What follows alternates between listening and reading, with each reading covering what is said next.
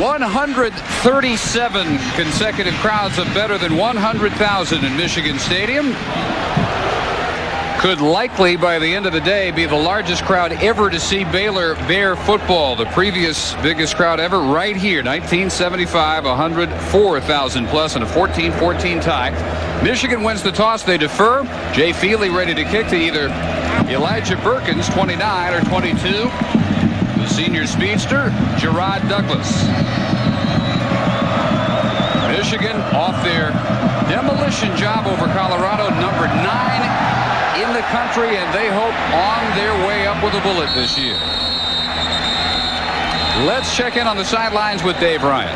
Well, Dave, thanks. It's been a rough road for the Baylor quarterback situation, but things are getting better. Starter Jeff Watson was suspended in the offseason after an off-campus arrest incident. That meant Jermaine Alford, the backup, took over as the #1 signal caller. Problem was Alford strained some knee ligaments a few days into fall camp, so Watson gets reinstated and becomes the #1 quarterback once again. 3 weeks ago in the season opener against Miami, opening series, Watson suffered a severe thigh bruise in the first quarter, but he had to gut it out, play the rest of the game hurt, because Alfred still sidelined with a knee injury. Only one quarterback Dave Roberts had to go to, Dave. Luckily for Dave Roberts and Baylor, both are healthy today. All right, and David, is Jeff Watson in the eye from the 35 after Feely's kick goes out of bounds.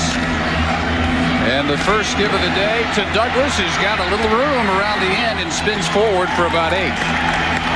The Baylor offense averaging just over 404 total yards in a 1-1 start with Watson at quarterback, Douglas the #2 all-time rusher, and Anthony Overstreet, a senior from Tatum, Texas, coming off the best game of his career, 97 yards, 2 scores at Fresno. Domel, a pretty good target at tight end. Anderson and Thompson have combined for between them 17 catches. They lack some speed. Johnson, Fletcher, Williams, Davis, a fourth-year starter, and Garman up front for the Bears. And a gain of 7 officially for Douglas. Play fake, Watson to a wide-open Overstreet, who has a first down before he's hit by Marcus Ray at the 47-yard line for the Michigan defense, which after their performance against the Buffaloes is top 10 in every category. Williams, Renas, and Steele, who was superb last week. 6 tackles, 4 of them came behind the line, including 2 sacks. The linebackers will blitz early and often.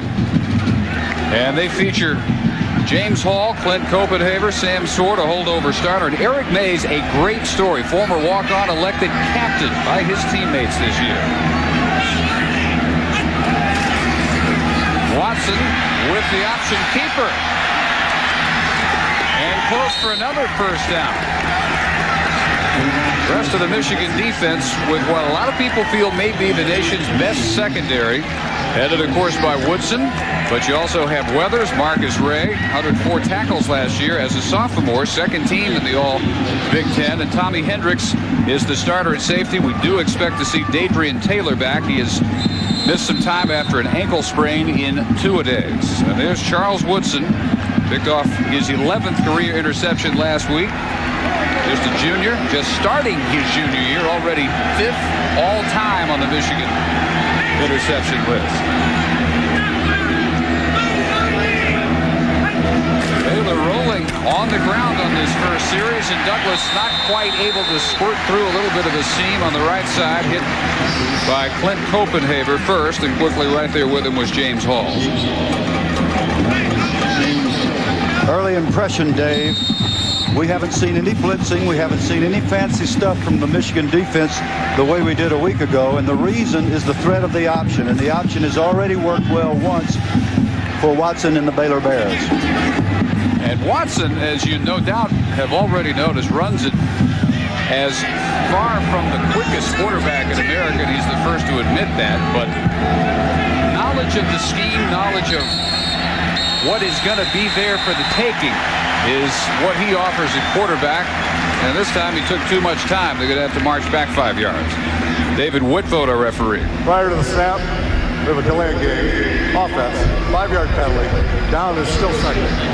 Dave Roberts in his 11th year as a head coach, but his first in Waco, formerly with Notre Dame as Lou Holtz's offensive coordinator the last 3 years, and prior to that, head coach in Northeast Louisiana, 89 to 93. Before that, at Western Michigan. healthy second and longs, Dave. 4 wideouts on 2nd and 15, and the swing is to Overstreet, who almost reaches the original line of scrimmage before Joaquin Fizel is there to drag him down.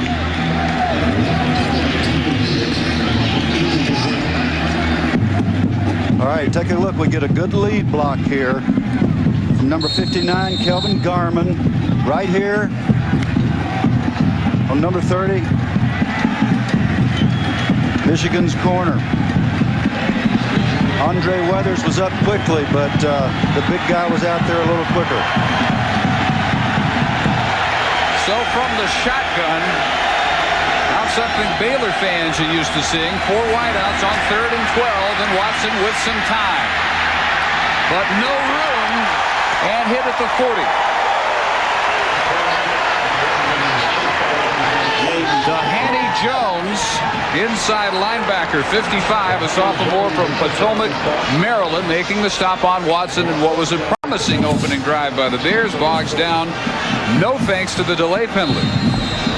And so on will come Kyle Atterbury, who will try and nail down Charles Woodson somewhere inside the 10. Atterbury's done a good job thus far this year. He's averaging over 45. Push down to about the 15, where Woodson is buried under a pile of green, gold, and white. And we'll see the Wolverine offense for the first time, starting from their 15 early on in Ann Arbor. Up near the 19-yard line.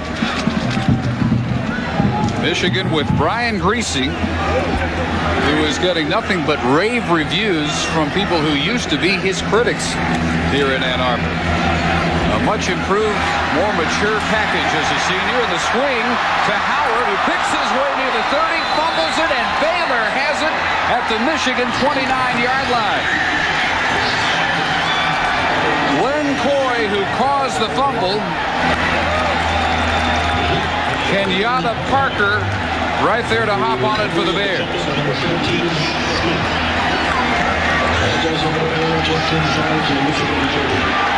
Glenn Coy does an excellent job of stripping that ball, number 58 for the Baylor Bears. Kenyatta Parker, number 37, Johnny on the spot to recover. First big error of the game. Rodney Smith actually wrestling it away from Kenyatta Parker, who was there first. So can the Bears take advantage from inside the Wolverine 30? Douglas gets the call, reverses field, will lose 5. Let's go and check in with Carl Ravitch in the studio. Hi, Dave, everybody. And a loss of 5 for Douglas. Baylor, Bill, their first 3 or 4 plays moving the ball pretty well. And ever since the delay penalty, Michigan teeing off on it pretty well. Teeing off, using their blitz strategy in this series. So on another 2nd and long, Watson with 4 wideouts, 3 of whom are on. He throws back the other way, and Mark Cogdell is near the 25-yard line at the 27, where Joaquin Fizel again from behind is there to make the tackle. Mark Cogdell on a misdirection screen. One thing about a great pursuing defense like Michigan, when action goes in one direction as it does here and then reverses itself as Jeff Watson turns and throws back across the field to Cogdell, number 20, then there's an advantage for the offensive unit. Excellent play call by Darryl Drake, offensive coordinator for Baylor. Back of the eye on 3rd and 8, and Watson will keep on the option. Turn it upfield, one man needing to get a block on Weathers, not able to do it. Darius Thompson fighting Weathers to a standstill, and a 19-yard pickup for Watson. It is 1st and goal, Baylor. Excellent block by number 27, Anthony Overstreet, the fullback. This is option football, and as you said, Dave, Jeff is probably a 4-9 at best, but when everybody is committed to another responsibility and the quarterback pops it because of a good block by the fullback, then it springs it, and that's what happened on that play. Number 27, Overstreet, made that work. Darryl Drake saying you'll see a little of everything from us today. The old and the new. for Baylor offensively. Here's Douglas. Maybe one. Rolling on top of him, Eric Mays. First tripped up by Sam Sword. There is Mays, who has replaced the All-America Jarrett Irons. Not only along that defense, just the way they line up, but the way his leadership has filled the gap is something that has amazed his coaches. This is a guy who literally came to him off the street, transferred from Xavier, Louisiana, walked on, now a captain. And a string going back almost 3 years is on the line for the Michigan defense. Not allowing a first quarter touchdown. Watson with a pitch. Here's Douglas with room, but knocked out at the 2. A touchdown saver by Woodson. Excellent execution by the quarterback on the option play. The option is so named because the quarterback has the option to either pitch it, as he does on this play. He plays off Clint Copenhaver, number 43. When Copenhaver opts to hit the quarterback, he pitches to Gerard Douglas, who takes it down to the 2-yard line. Excellent play selection. Excellent play selection by Darryl Drake, the offensive coordinator for Baylor. From the 2, from the eye, a marker down. Douglas in a foot race to the corner, gets in. If the penalty is against Michigan, it's touchdown Baylor. But it is holding Baylor, and it's coming back. This is absolutely heartbreaking for the Baylor football team. I can't tell you what a morale booster this is for Michigan. I was about to say you can't go side to side against this Michigan defense and make any yards. Gerard Douglas proved me wrong, but there is a hold. Holding on the offense. 10-yard penalty. Repeat, 3rd down. It would appear that Anthony Overstreet, who's having a marvelous game as a blocker, actually tackles Charles Woodson here. Watch that arm. That's the holding call. It's Overstreet on Woodson. Woodson's excellent quickness made, I suppose, Charles think that he had to stick that arm around there. It wasn't even necessary. That's the sad part for Baylor. So still goal to go, but from the 13-yard line, Douglas is out. Elijah Perkins is in, and the throw back into the teeth of the defense is almost intercepted by Marcus Ray in the end zone. Watson getting the pressure from Josh Williams and James Hall. James Hall caused the pressure there. This is the first really poor decision that Jeff Watson has made. This is an easy interception if it tips into Michigan hands. And there are a whole lot more Michigan hands than there were in the white jerseys. Only Mark Cogdell in Watson's field division. So Matt Bryant is on to attempt a 30-yarder straight on. This is his 3rd field goal try of the year. Garner Simpkins is the holder. And it is barefooted up and good by the sophomore out of Orange, Texas. So not the 7 they thought they had, but Baylor settling for 3 early on at Michigan.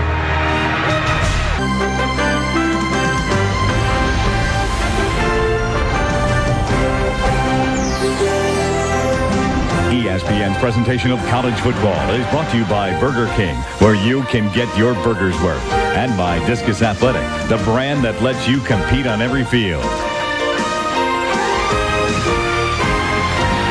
Good look at the old law library here at the University of Michigan. It has turned into an outstanding football day after heavy rains late yesterday afternoon and through much of the night. This field has drained remarkably well, and Baylor cashes in the Michigan turnover for a 3-0 lead. Twice, though, Bill, it looked like Baylor scored on the play before the penalty.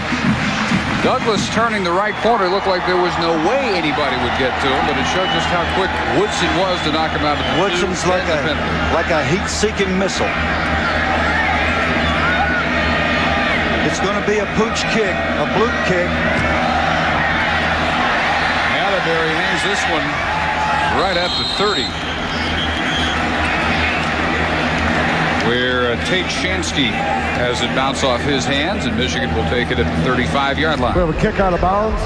Ball will be placed on the 35-yard line. First down.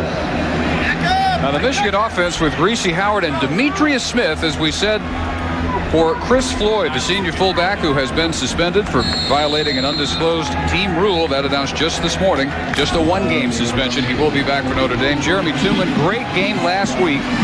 5 catches, 126 yards, 25 per reception for the tight end. He's a target for Greasy along with Streets and Shaw, the holdover wideouts.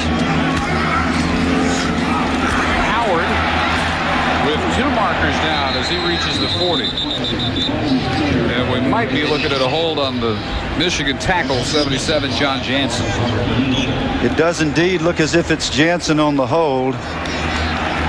The officials are making it very clear early today that we're going to keep the hands inside the plane. Sometimes our young people are affected so much by watching NFL football where the hands are very often outside the plane of the body. We have a hold on the offense. 10-yard penalty from the spot of the foul. Repeat, first down. Okay, we see number 77 in the right side of your screen. Those hands must stay outside. He does a little takedown with the jersey here. You cannot do that. 2 big holding calls thus far in the game.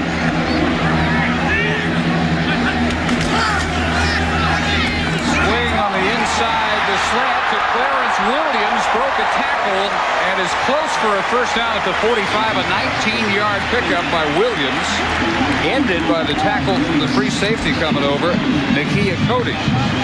Jeremy Tooman, who's gotten so much attention for catching 5 balls last week, the tight end right here, gets an excellent block on what we call a jailbreak. He'll hustle out. By golly, he clipped also. There's one the officials missed. He hits the Cruz man right in between the 2 and the 0 in the back. Got away with that one on Clarence Cruz, the Baylor backer. Howard, a gaping hole in another Michigan first down, a pickup of 13. Justin Snow and Curtis Henderson running down Chris Howard. Up front, Backus, Hutchinson, Adamy returns after missing last week. He had started 23 previous games, missed last week because of an ankle. Zeman and Jansen on the right side up front. And an oddity in this day and age, no 300-pounders on the offensive line for Michigan. They're close, though, Dave. Greasy wide open. This is Russell Shaw out of the tackle, and another Wolverine first down as the yardage comes in big chunks on this second series. 14 more yards. Defensively, Baylor trying to make it back to where they were 2 years ago, one of the best units in the country. Last year, one of the worst. Coy, Johnson, Hamilton, a walk-on if there ever was one from Sacramento, California, and Dave Ryan will amplify his story later on. And Foster, like Johnson, native of Waco, Texas. Would he be a walk-on or a thumb on? Well, he's both. Howard, another big hole inside the 15 to the 10. Double digits every snap for Michigan. Linebackers Cruz, Littleton, and Parker. And the Baylor secondary, which has been called on for a lot of tackles already. Anderson, Cody, their leading tackler, 19 coming in, Smith and Neal. Not quite a first and goal for Michigan.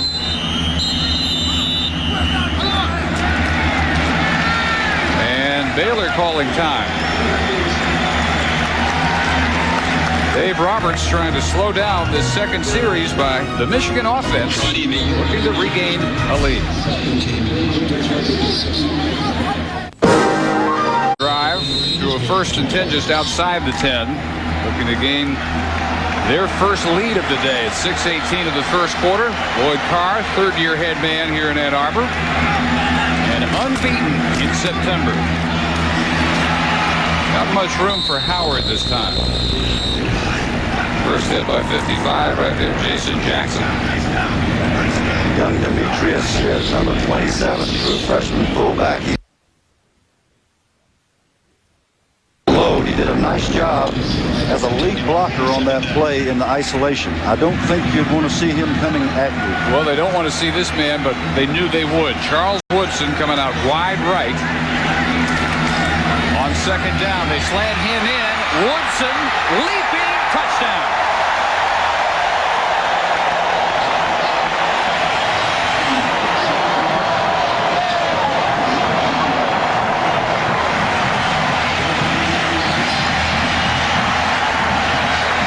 Okay, you see Charles Woodson lined up as an offensive wide receiver. He comes in on what we call the jailbreak. Nice block by Zach Adamy, number 68, the offensive center. And Woodson's in the end zone for the first time this year. And the third time as a two-way performer. 2 offensive scores last year. Back on the extra point by Craig Baker. And Michigan 7-3 over Baylor. 5:39 to go in the first period. The Woodson factor already felt at the Big House. Twice last week. 29-yard catch set up 3 points, and he gets the 6 himself this week. And on ABC, Iowa State, check your local listings. Jay Feely through the end zone. Let's again check in with Carl Ravitch. First time from their 20. Touchdown wiped out on a holding penalty. The difference at this point, Darius Thompson in motion. Douglas again looks for room outside and finds none. Loss of 1 or 2. Sam Sword and Marcus Ray racing each other to the sideline. One of the devices that Baylor wants to use is an unbalanced line. It's unbalanced to the right with motion to get extra blockers. But when you go sideline to sideline against this Michigan defense, as fast as Gerard Douglas is, the defenders are a little faster, and especially when there's penetration to force him to bounce, as we saw there. And one part thought that they might not see a faster back this year than Douglas. He has great speed. But they have been able to match his speed so far, for the most part. On target. And maybe at first, if they get Darius Thompson the forward progress right at the 30, might be a foot short with that mark. Dave Roberts eventually would like at quarterback somebody who has more of a passing background than the ones currently on his roster. And they say it is enough for the first. Watson, like the man behind him, Jermaine Alfred, school mainly in the option system, as so many Texas high school quarterbacks are. But Watson, through his career, better passer than he's generally been given credit for. He was their 4th all-time passing leader at Baylor. And a chance to finish first. This is Perkins, almost out of the tackle by Andre Weathers, but Weathers does manage to trip him up for a short gain. Perkins, a sophomore out of Port Arthur, Texas. Might see him some at fullback today, in addition to tailback behind Douglas. Darius Thompson had a serious big-time block. I mean, he lit him up.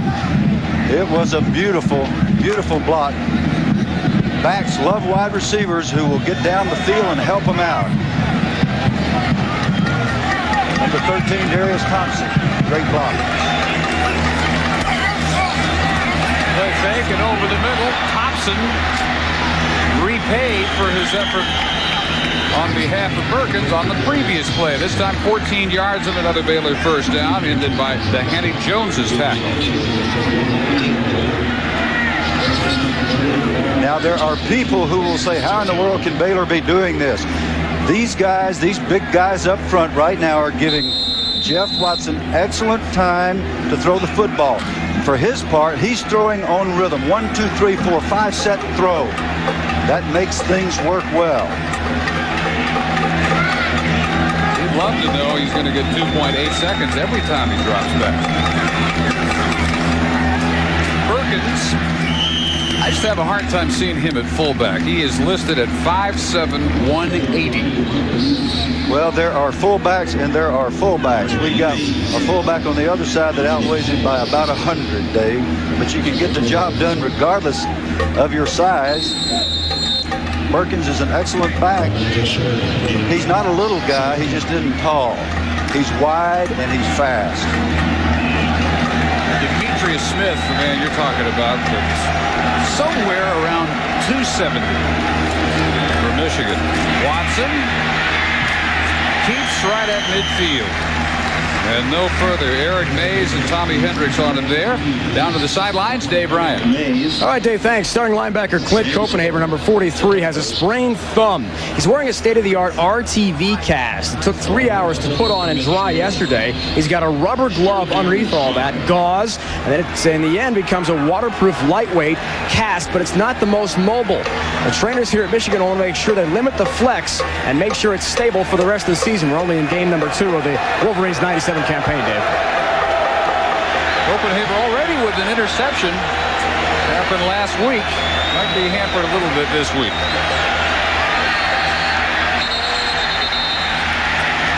Another Baylor delayed penalty. That's what foiled their first possession.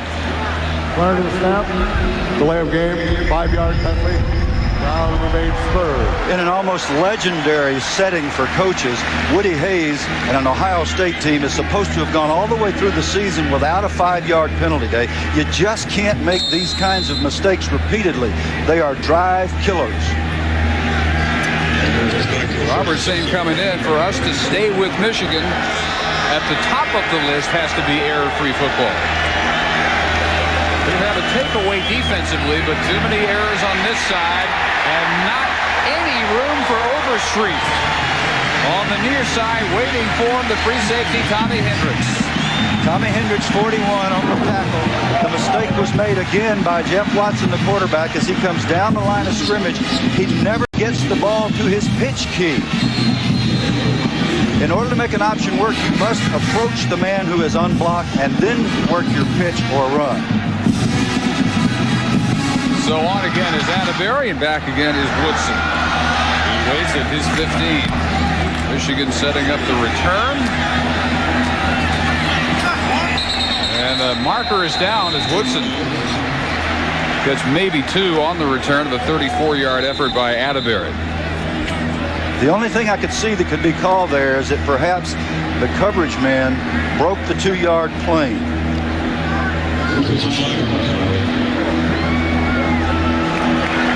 And that he did.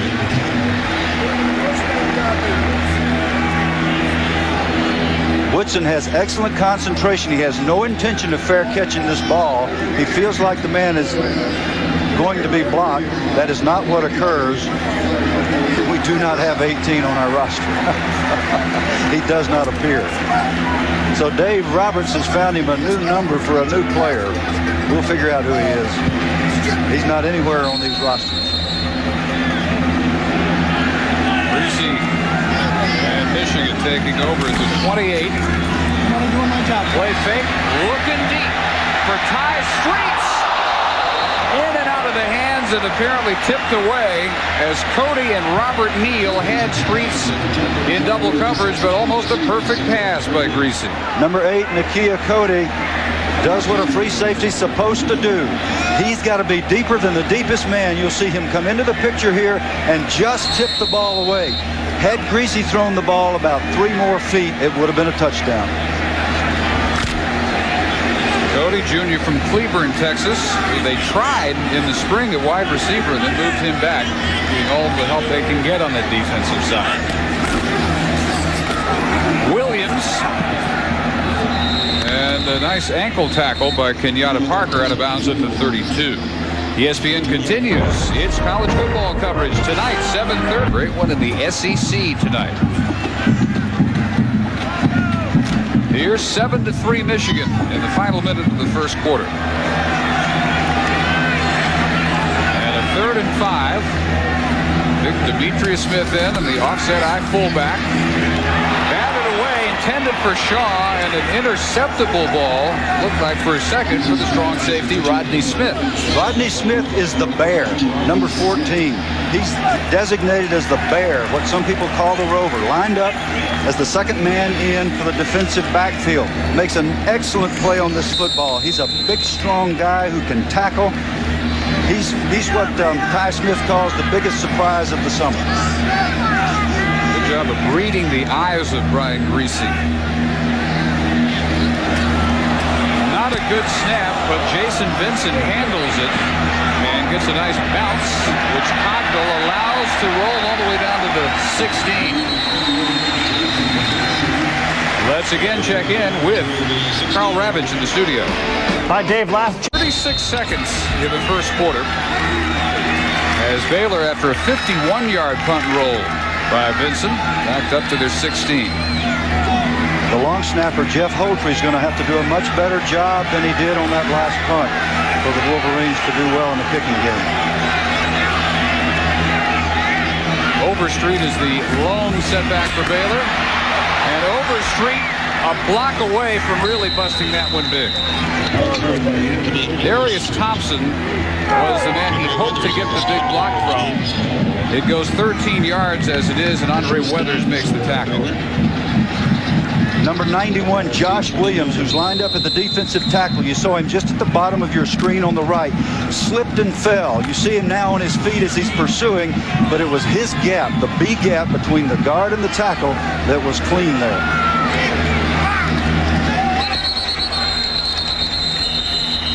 Well, markers again. And just about every time we've seen him, it's been bad news for the Bears in this first quarter. Prior to the snap, false start, offense, 5-yard penalty, down and still first. David Davis, who's a big guy and a leader and an outstanding person, according to Coach Roberts, number 79, is working at guard and at tackle today. They moved him out to the quick side tackle. He's a little farther from the quarterback, so he's got to concentrate ever so slightly more in order to sit in there until the ball is snapped. It's a new, complicated system than Baylor's used to, but Roberts would tell us and them that's still no excuse for this many penalties, costing them dearly in this first quarter, which has run its conclusion. At Michigan Stadium, Baylor with an early chance, held at 3. Michigan an impressive drive to go up, and that's where we are after 7-3 in Ann Arbor. 3 Michigan, that's their new defensive coordinator, Jim Herman, and they are raving about the early results of his more aggressive scheme. Michigan traditionally, Bill, not a team that sends linebackers very often. Boy, has that changed. No, but they send great players after you. That's what Jim says Michigan defense is all about.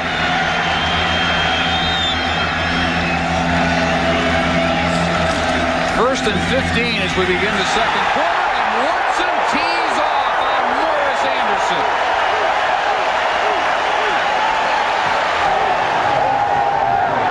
Charles Woodson with a touchdown and a takedown already today. This is what you call anticipation.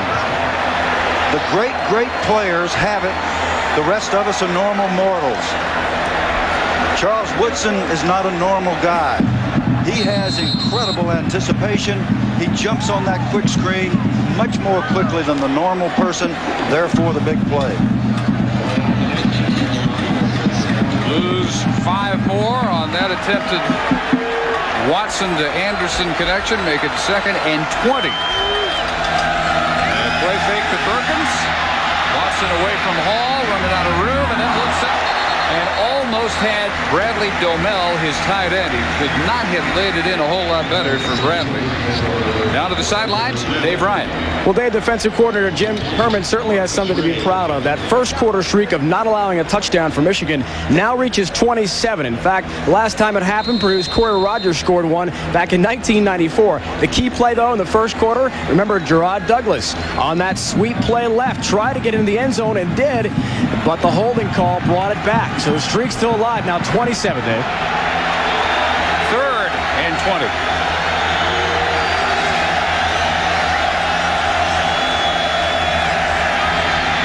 To get the screen set up. You can't read it any better than Michigan defensively has this one sniffed out. Thompson immediately with Hendricks and 3 or 4 other blue jerseys right on top of it. Well, actually, Dave, it was the ubiquitous number 2. That's a 50-cent word for everywhere. In the South, they say everywhere. The guy is everywhere. Woodson got him low. Hendricks got him high. They lose 5 more. Atterbury loses his footing as he lets that punt fly. Michigan's going to set up at the Bear 47. Atterbury a 41-yarder. Woodson a 9-yard return at 13:23 of the second quarter. For Michigan with tremendous field position.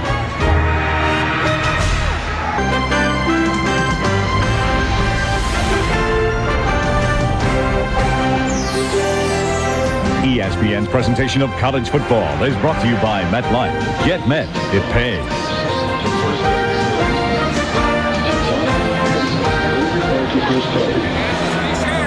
7-3 Michigan. Dave Barnett, Bill Curry, Dave Ryan.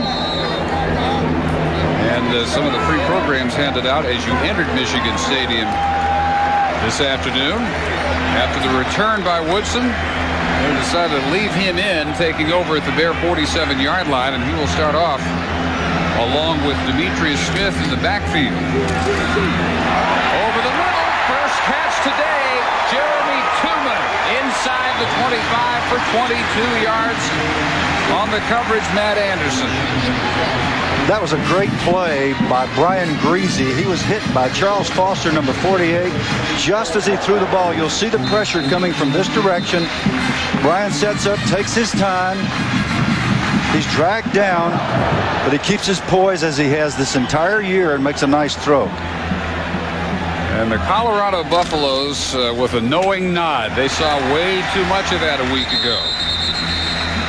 Clarence Williams inside the 22, and last week averaging better than 25 yards per catch on his 5 receptions along of 53. You don't see, Bill, that many teams using the tight end nearly as often or as well as Michigan.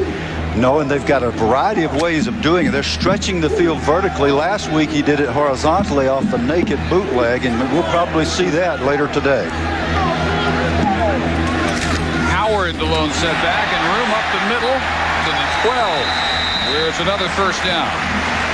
Dave, we just had a visit from Coach Jerry Hanlon, the longtime offensive line coach here at Michigan for about 200 years.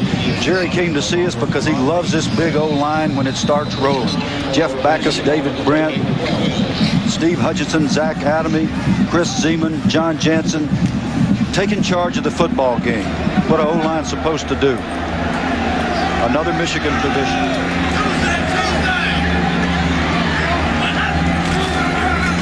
Howard again, same play, near the 5, where Dwight Johnson was there, 82 on the bottom of the pile, sophomore out of Waco. Number 76, Steve Hutchinson, the left guard, is having an outstanding day. He's certainly not the only one, since O-linemen have to do everything in concert.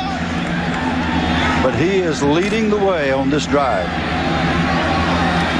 True freshman Ray Jackson, 35, is checked in. At fullback, where again Chris Lloyd suspended by Lloyd Carr today. Howard, 3 straight through the middle, will high step it in.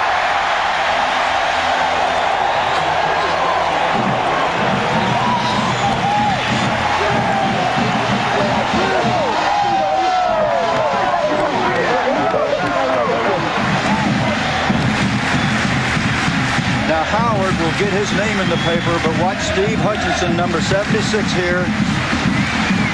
Boom, boom, boom. Feet moving, pads underneath pads.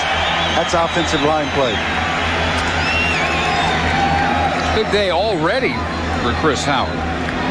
62 yards on his 9 carries.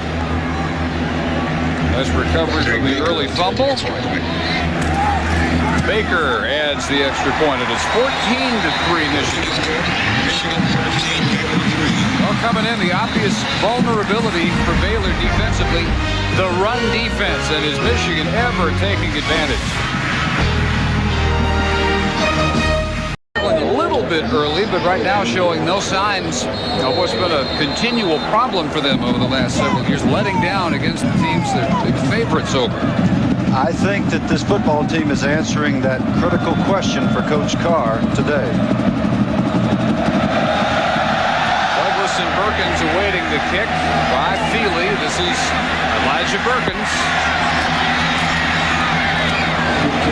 180-pounder to 22, down to Dave Ryan.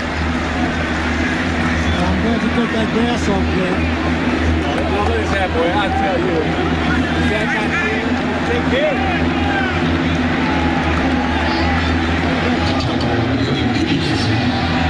Well, we'll get Dave Ryan and his microphone back together again, but Dave making the point that they've had to switch some guys from the defense into the offensive line. Zeman, Hutchinson, and Adamy with some terrific results, especially so far this afternoon. Douglas fumbles, rolled right into the waiting arms of an offensive lineman, Michael Johnson. When you think of Michael Johnson in Baylor, you don't think of big offensive lineman, but it's awfully good for the Baylor people to see Michael here. The ball's raked out of Gerard Douglas's hands, and Michael's Johnny on the spot, or Michael on the spot. 309-pounder who had 17 knockdowns 2 weeks ago against Fresno State, a.k.a. pancakes for Orlando Pace fans. Most of the Baylor receptions not leading to any yards after the catch, in this case by Overstreet. Eric Mays there for the quick hit. This is a great job by Jeff Watson, because this center snaps the ball. Anthony Williams, number 57, he's not snapping the ball on the correct. Little surprise for Jeff Watson there. Coaches do drills so that quarterbacks hang on to snaps that they aren't expecting. Jeff did a good job. Blitz threatened by Michigan. Watson dragged down on the action for maybe one by James Hall. Quick reaction from the outside backer out of New Orleans. What we're seeing here is that Jeff's speed, Jeff Watson's lack of foot speed, is hampering this option attempt as he comes out on a reversing out from under center. The defensive end can run a little faster than Jeff, and that's the problem, and that's a serious problem if you're attempting the option. Quick 3 and out, and again on is Kyle Atterbury. Woodson waiting, a very low kick, but a long one right over the head of Woodson. Finally runs it down at the 2. And the return ends at the 7. This is a 72-yard Kyle Atterbury punt. I'll tell you one thing, David, when you kick a low ball like this, it better go 72 yards, because if Mr. Woodson catches it on the dead run, it'll come back at you just about the same speed that it went out. Charles Woodson, number 2, goes down, picks the ball up at the 2-yard line. Probably a good decision since it was going to die there. That is Atterbury's longest punt by 17 yards. But he averages 45 plus. So he's had a good year. Yeah, he did. It's a whole lot better than that now. That'll help the curve. Shaw in motion. Howard finally bottled up. It was the first time he's tried the middle when there has been very little there. Clarence Cruz, the first hit for the Bear defense. Today's discus athletes, students of the game. From Baylor, it is Kyle Atterbury with a 3.5 in aviation science. And from the University of Michigan, John Jansen, the junior tackle, with a 2.8 in education. Discus Athletic proud to donate $1,000 to each school's general scholarship fund on behalf of these athletes. Howard for 2, second and 8, and again Shaw in motion. And Clarence Williams is buried beneath LaTroy Hamilton, the transfer from Sacramento City College. LaTroy Hamilton, one of the most heartwarming stories in America this year in football, thumbed all the way from Sacramento to Waco, Texas, just so he could come to the big house and make a play in the backfield. You gotta love it. Let's go down to Dave Ryan. Well, David, amazing story of LaTroy Hamilton, the JC transfer from Sacramento, California. In fact, going to Waco, had to hitchhike, and we'll finish the story in a moment. This is a story that's going to take a while. Blitz by Parker. Good call against it. And a first down for Howard to the 24. 17 yards. Dave, continue, please. Well, he had a hitchhike ultimately through the Mojave Desert. A state trooper from California tried to talk him back into going to Sacramento. He didn't. He, at one point, got dropped off at a homeless shelter. 3 or 4 truckers helped him get to Waco. He got there 2 days early before the Baylor drills were supposed to start with $3 left in his pocket. The final trucker gave him hotel money so he could stay somewhere. Finally, he got himself to Baylor. An amazing story. Rudy wasn't that good, Dave. No, Rudy got a bus ride all the way, as I recall, to South Bend. Chris Sampay tackling Chris Howard. Bill, there are better football players, but there is nobody who wanted to play any more than LaTroy Hamilton did for Baylor this year. You're exactly right, and he is becoming a good football player. He was actually slated to start this game. His coaches are very proud of the way he's progressed. He had to learn an awful lot when he got off the road from the Mojave.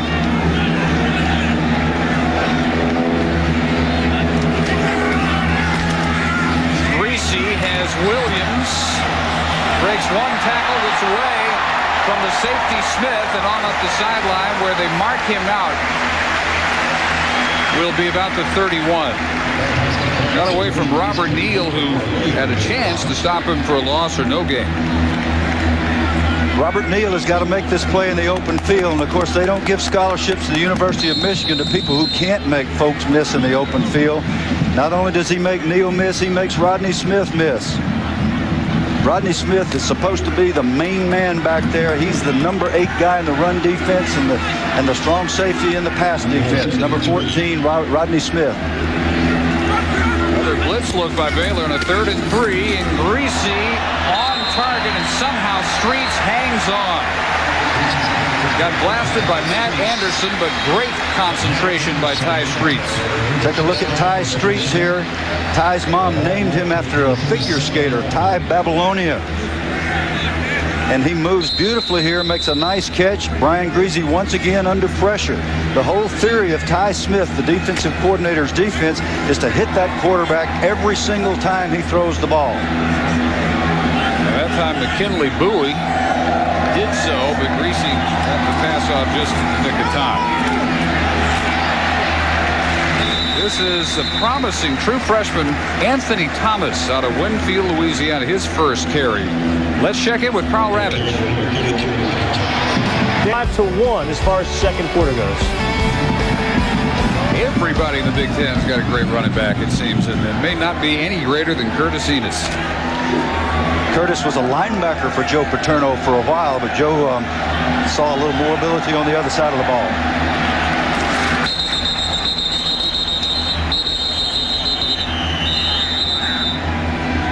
Flags from both sides just as the ball was snapped that time.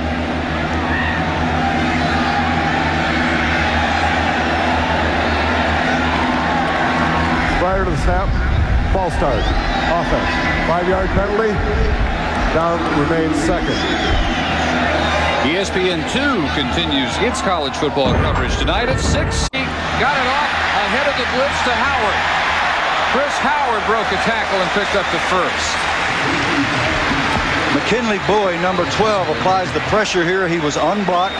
He's a redshirt freshman linebacker from Aldine, Texas. You'll see him as he comes from this direction, and he hits Greasy on the dead run. But once again, Brian Greasy's poise and a careful throw on the screen keeps Michigan's drive alive. There are no sleepers on this Michigan team. All highly recruited, superb athletes. Very solid first half by Brian Greasy. 8 of 10 for 99. Thomas for about 9. Dragging Jason Jackson with it. Anthony Thomas, Bill, 6'2", about 230.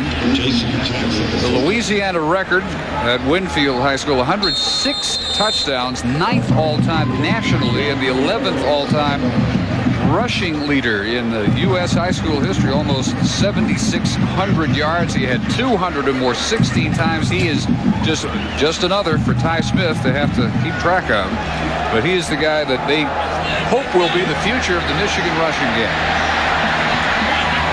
Very high expectations for Anthony Thomas. And you see why. 12 yards. Dave, as we watched the tape last week of Anthony Thomas in his play, of course you see him at the tailback position.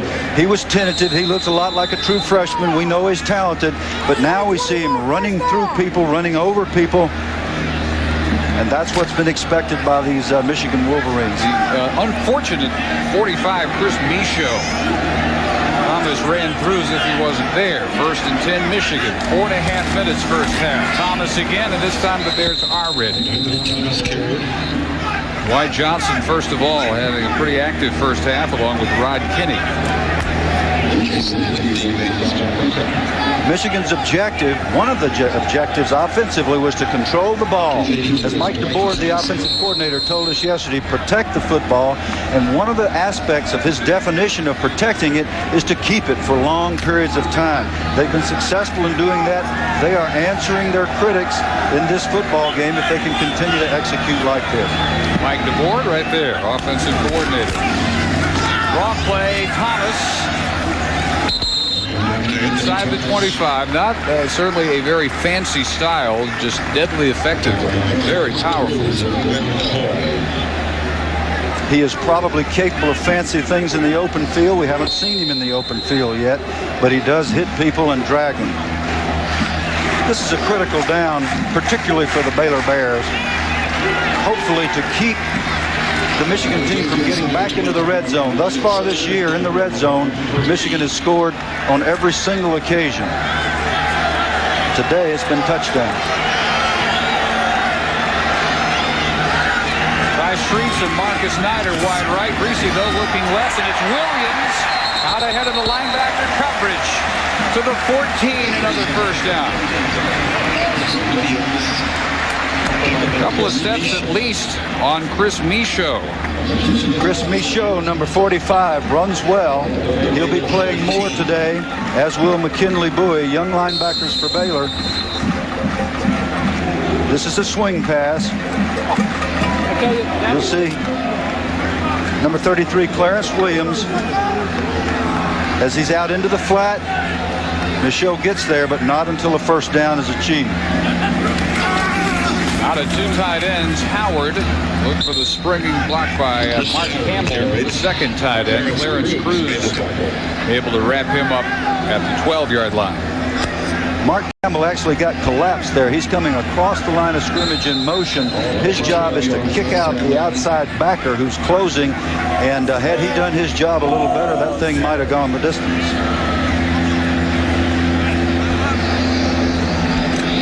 Coach DeBoer says Brian Greasy has superb command of football, as you would expect him to, growing up in a family with his dad, Bob. Relentless Michigan march. It's 15th play. Williams breaks a tackle, cuts it back, and reaches the 1 where it's 1st and goal. The left tackle, 79, Jeff Backus, redshirt freshman from Norcross, Georgia, had an excellent block here. You'll see Jeff on the left side as we come out, blocking down right in the middle of Kenyatta Parker. Gets what we call a pancake block. Kenyatta ending up on his back with that big 280-pound frame. Jeff having fought back from a very difficult surgical procedure this spring. Yes, ruptured appendix, costing 40 pounds. Loop at the goal line, and Chris Howard does get in. Michigan touchdown.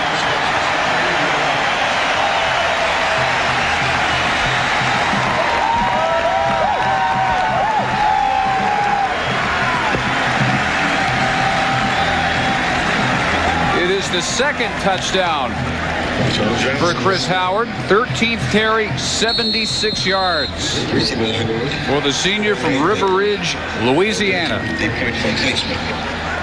And what an exquisite drive, mixing so many different parts of their arsenal by Michigan. And they do have a remarkable arsenal.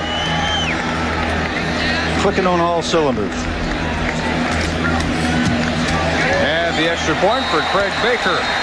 A 16-play march, 92 yards after the 72-yard Atterbury punt, and it's 21-3. Baylor with the early lead 3-0, 21 unanswered points, 12 of them supplied by that man, Chris Howard. And this drive, after a 72-yard punt, had it backed up to their 8.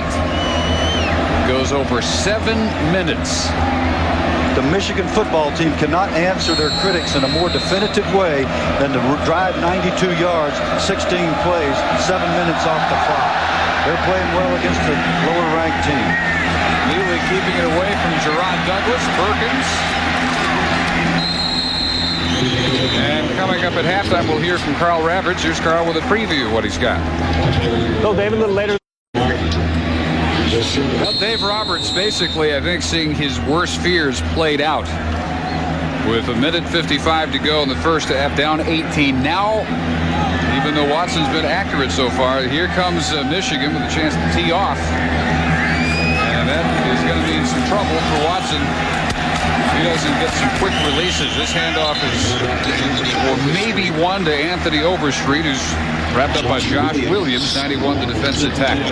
This defense has been sitting on the side resting for a long time, Dave. That's a nice thing about long offensive drives. Now Coach Herman has come out with an entirely different defensive scheme than the thing that he's been in prior. He's been in basically a 4-3 structure. Now we're seeing him in a 3-4 structure, forcing the offensive line of Baylor to completely adapt their blocking patterns. Well, he says, don't call us a 4-3 or a 3-4. We'll have all kinds of different looks. Morris Anderson close for the first at the 32, and Andre Weathers spins him out of bounds or near the sideline. They never made the sideline as the clock continues to roll. And he also didn't make the marker. It's 3rd and 1. Baylor 1-1, a loss at home to Miami, and 2 weeks ago a 2-point win at Fresno State. High snap, Perkins. Close. Should have the first down, it would appear. Very surprising to see Baylor stay in the shotgun on 3rd and very short. The back does not get the sort of momentum that he would from the eye when he can get a running start at the line of scrimmage. Now you see the 3 down linemen, one actually standing to the right. Okay, that was the linebacker stepped up for the short yardage situation.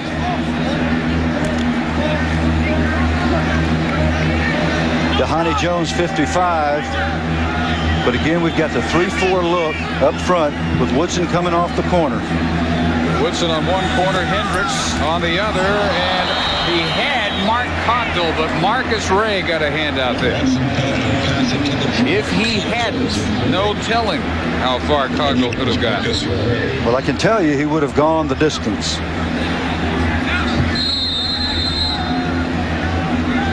Take a look here. Cogdill does not get his head around quick enough. You see Marcus Ray, number 29, is up for the play. He overruns the play. Cogdill doesn't see the ball coming. It's a miscommunication between Jeff Watson and Cogdill, number 20. Right off his left hand. Here they come again. Not bad protection.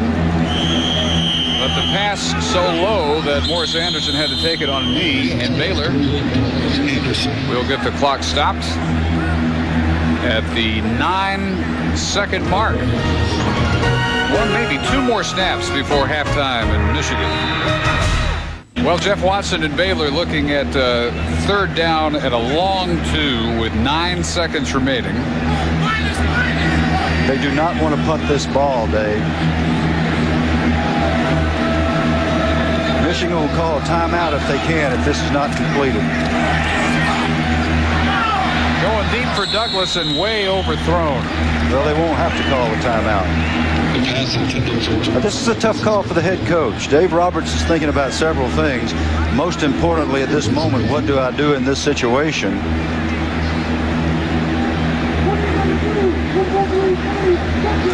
And no doubt also wondering exactly how to formulate the halftime speech. Had it going for a while. Fairly impressive. Yep, that's the other thing he's thinking about. The second most important thing is, what do I say to this unit when we get in here at the half? Well, they don't want to risk the block punt or the return, so they will allow Overstreet to run out the final seconds of the first half. And Michigan, from 3-0 behind, storms back behind. A couple of touchdowns by Chris Howard and one by Charles Woodson. So 21-3 for number 9 Michigan at the half. Let's go to the studio and Carl. 21-3 for number 9 Michigan over Baylor from the Big 12. Dave Barnett along with Bill Curry, not only the 100,000 plus giving the home field edge to Michigan, but a very obvious edge in manpower has played a big part too. Manpower and execution. This Michigan team was questioned in terms of their ability to play a lower ranked team. They are answering all the questions in every aspect of the game. If they continue like this, then they'll be proving that they're the team they're supposed to be. And as expected, Charles Woodson has made his presence felt on both sides of the ball. Offensively, the first Michigan touchdown, catch and a leap. Defensively, a couple of outstanding hits. And returning kicks as usual. So the usual dose of Charles Woodson all over the field for Michigan. Down quickly to Dave Ryan. All right, Dave, Michigan head coach Lloyd Carr told me a few moments ago when his team hit the field for the second half, he was very concerned with a turnover early in the game in the first quarter the Wolverines had, but for the most part, a really good first half. We want to continue to sustain those long drives, particularly with a run game. That was the big key, and he wants to see his Wolverine offense do well in this initial drive of the second half. Dave, back to you.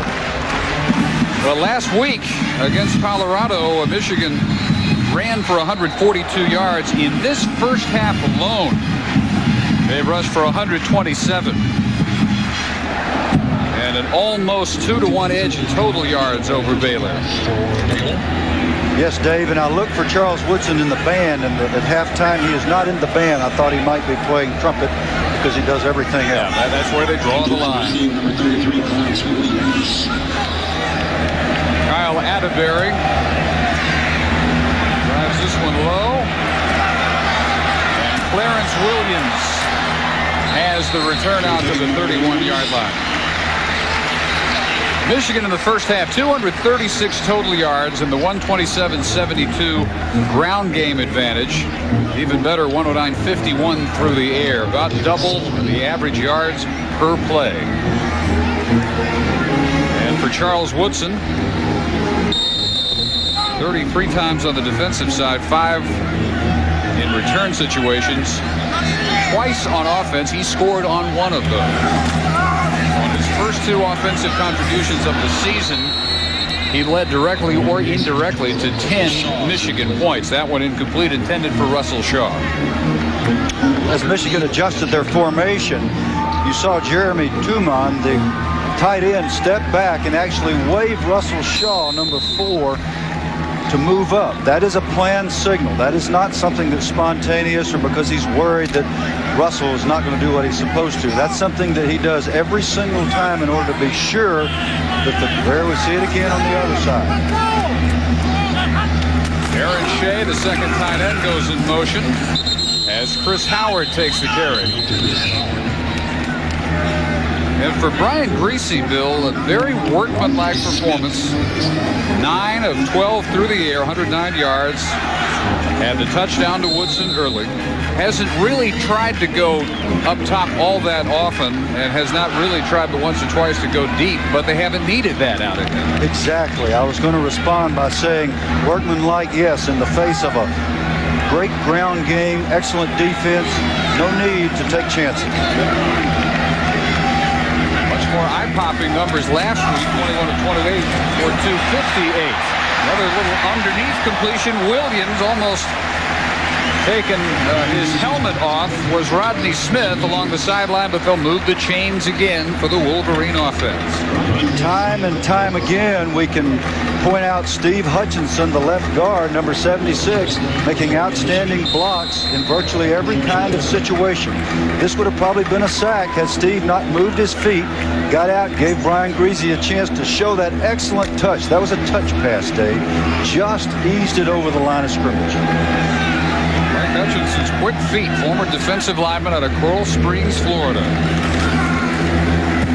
Greasy made made sure that that one was not interceptable for Robert Neal, but interference with Neal stride for stride alongside Russell Shaw.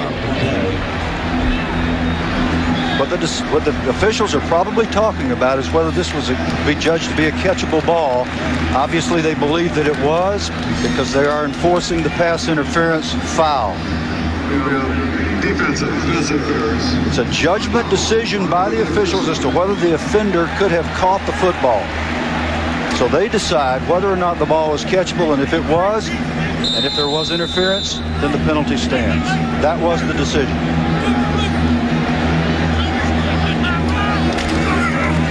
Greasy now ready to go deep for Streets, and this one is overthrown by 5 yards as again they pick on Robert Neal. He is the fastest Bear on the roster.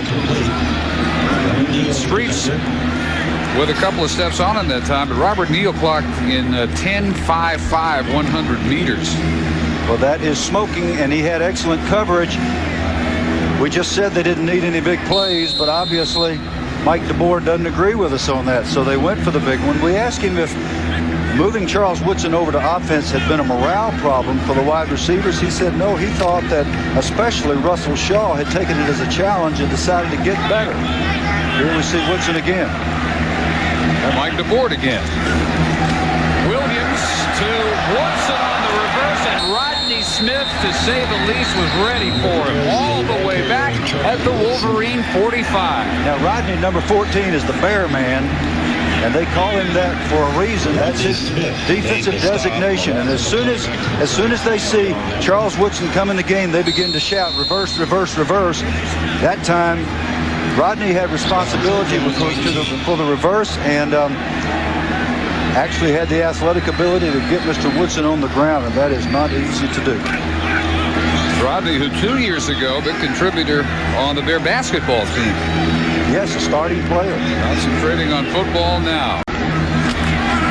Greasy on 3rd and 19. Again trying to hook up with Streets, and again overthrown. Neal right there with him, and they force the Michigan punt. Nice job by Robert Neal.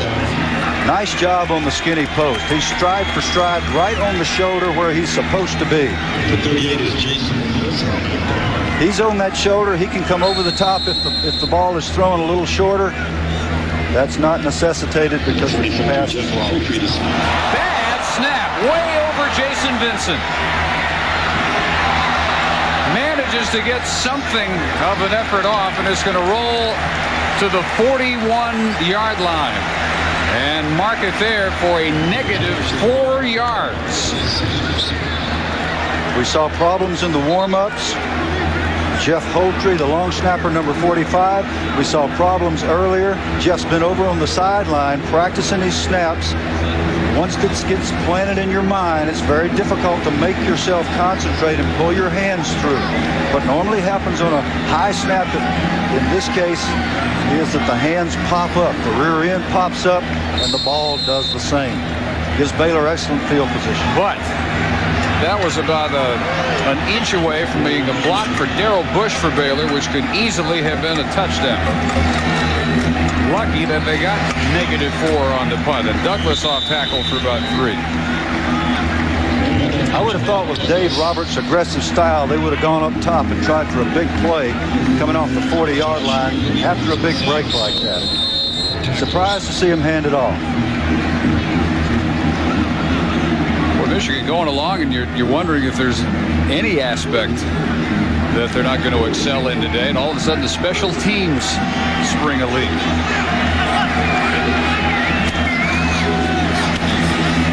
Douglas back outside the 40 for a loss. Just as he was losing his footing, Sam Sword was there to make sure that Douglas would go no further. Sam Sword took his broadsword and he beheaded the play. You're not going to make yards against this great Michigan defense running sideline to sideline. And again, I'm surprised at the play calling here. I would have thought there would have been something more inventive, an attempt to get in the end zone quickly. Well, they stay in the eye on 3rd and 9. Watson's pass deflected, incomplete.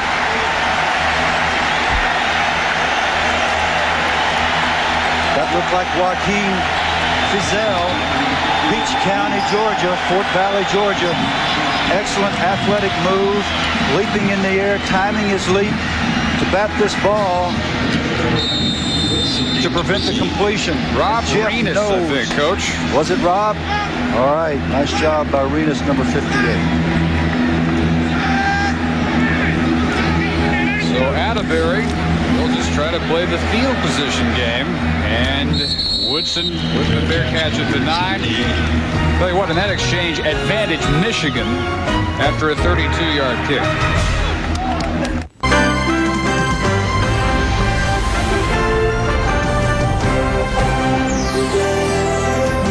ESPN's presentation of college football is brought to you by Isuzu.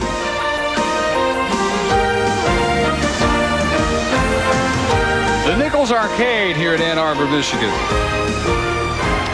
Wolverines, after the horrible punt snap leading to a -4-yard punt by Vinson, hold Baylor. A 3-and-out. Atterbury has him pinned at the 8. And Michigan only too happy to take it over there. And a gain of maybe 2 as Howard runs right into the arms of Chris Sampay. Now, Dave, if you've never been a long snapper, you have no idea how Jeff Holdry feels right now. He's been down there on the sideline. He's working hard on his snaps. I think I still hold the record for Neyland Stadium in Tennessee. I snapped one about 35 yards one day. You never forget that feeling. That's getting it out there. It's a bad feeling. Jeff will get himself together, I'm sure. Chris Howard and a quick reacting Baylor defense. Let's get an update from the studio. Carl Ravitch. Davenport or Keldorf. Here, over the last few years, there has been a quarterback controversy between Scott Dreisbach and Brian Griese. Not this year.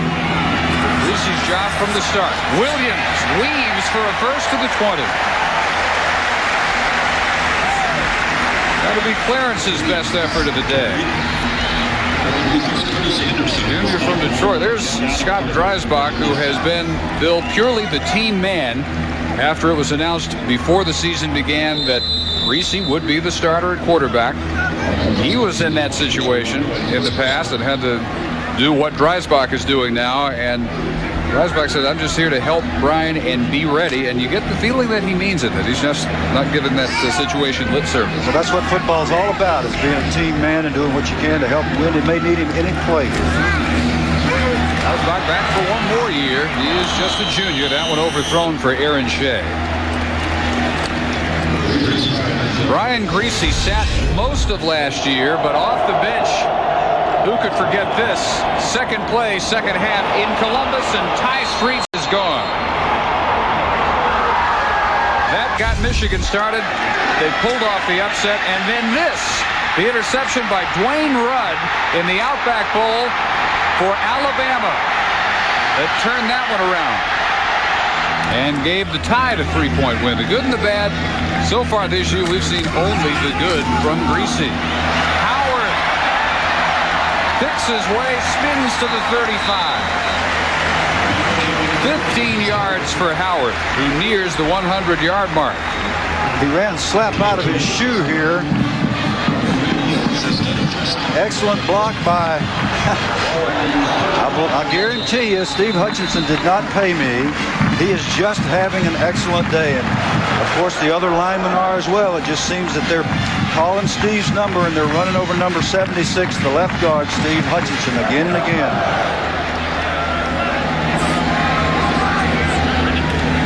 So far reminiscent of the 92-yard 17-play scoring drive in the first half. That one overthrown for Williams. But again, what you notice on the overthrows and the incompletions by Griese, he does at least put them where they're not going to be intercepted. I think he threw that one away. I think he saw a flash of white out of the corner of his eye, and he wisely threw the ball out of bounds. Going back several plays, Dave, to the Baylor drive from the 40-yard line, that is the time when you're behind. You've got to do something exciting. Dave Roberts told us last night, we're not going to be boring, we're going to be exciting. Handing the ball off twice in that situation created a tough situation for his team. Here comes Williams. Down to the sideline, Dave Ryan. Dave? Well, Dave, as Bill was saying a moment ago, Dave Roberts really upset his team did not take advantage after the poor snap on the Michigan punt play. Roberts lit into his first team offense saying, guys, this was a great opportunity. We've got to take advantage of that and try to score, get something going on our chances, at least make a big play. But you would have liked, I think, what you're talking about, especially in first down, go up and see what you can get deep while they're still a little bit stunned. Yeah, find out where Charles Woodson is and throw it the other way, deep. Take a chance. Yes, they tested Charles, and they got the predictable results in the first half. Streets on a little slant in for the first.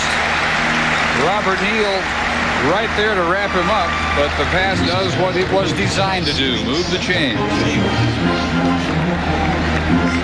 1, 2, 3, step, throw. Rhythm passing. Rhythm passing was almost impossible to stop. Robert Neal played it well. Brian Greasy played it better, as did Ty Street. That kind of timing doesn't just happen. That's work. Motion from Shaw, 2 tight ends, and Williams around the right side. The last gasp defensively was the push by Cody, as he limits Williams to 15. Big John Jansen, the right tackle, number 77, has a key block here. This is a simple stretch play. It requires that the linemen stay on their feet and stay in their blocks.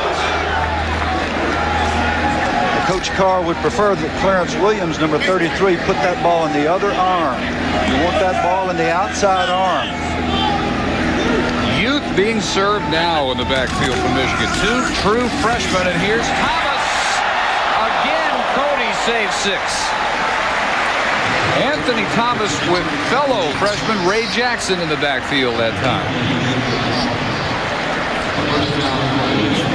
Nakia Cody, number 8, is the free safety. He's the last line of defense, and he did what he has to do, which is to get the big guy on the ground, but it is not easy. Junior out of Cleburne, who's north of Waco.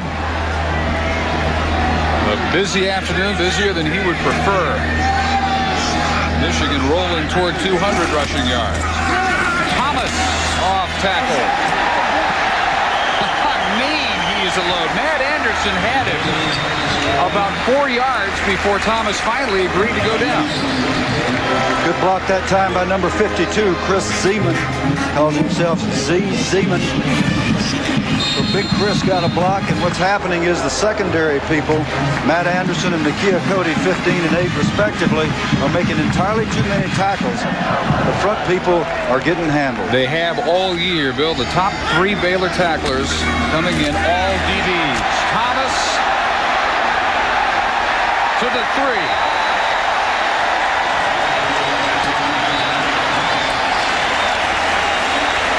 Ray Jackson, true freshman, number 35 at fullback, is the lead man here. Ray's aggressive. He takes the linebacker, knocks him back.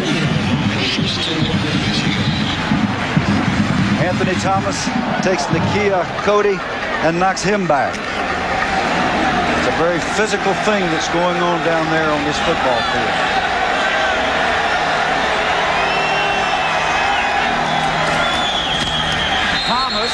Markers down right at the snap. But what we're seeing is very typically Michigan style of running game. It's been lacking a little bit ever since Biaka Batuka went on to the NFL and the Leroy Hordes, people like that in their past. Prior to the snap, false start, offense, 5-yard penalty. Down is still first. Those are the names that come to mind as we're watching what Thomas is doing out You're exactly right.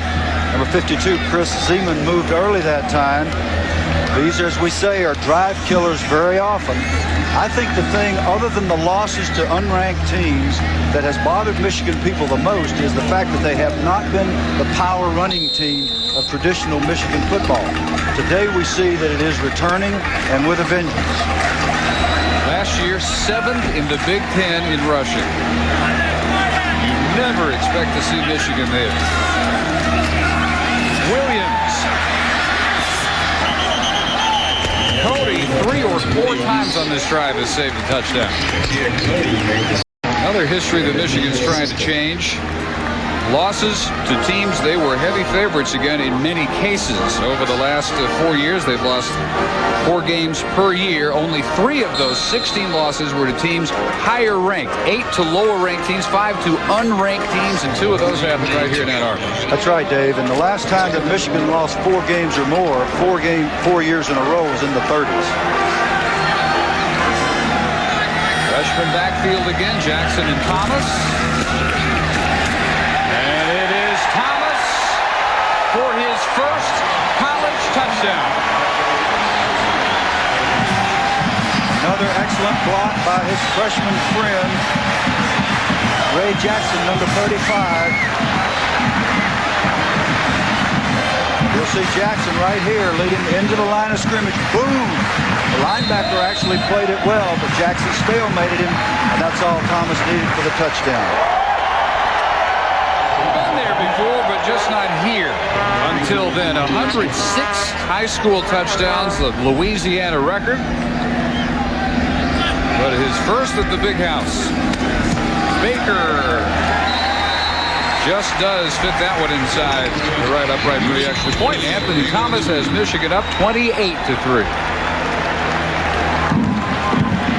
6 minutes and 57 seconds to go in the third quarter. All Michigan since midway in the first.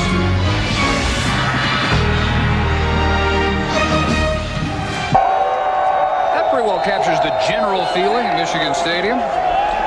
Anthony Thomas in his debut last week also carried it 9 times, but for just 20 yards. They said looked a little tentative.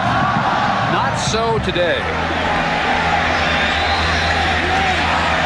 Perkins from the goal line. Get an update on Northwestern from Carl Ravitch. Hi, Dave. And Rice and Northwestern struggling big time. Rice going up top here. Jack Nelson, Michael Perry. They struggled with the option attack last week against Duke. They're struggling again, 24-17. Trying to name the number of teams now that Baylor's kind of gone away from it that are still featuring the option. Rice is one, the service academies, not many others. Of course, that's Kenny Hatfield down there at Rice. He's a great football coach, and if anybody understands the option, I mean, he's the guy that taught Fisher to Barry at Air Force.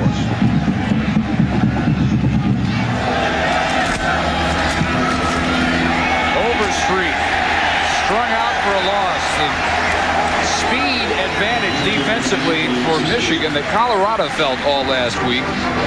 Been evident since the second possession of the day by Baylor. They just cannot get any room wide. Here we see Charles Woodson take on the blocker perfectly, shed the blocker, get off to make the play. And I'm sure that the coaches are continuing to remind Anthony Overstreet and Gerard Douglas you can't run sideways against Michigan.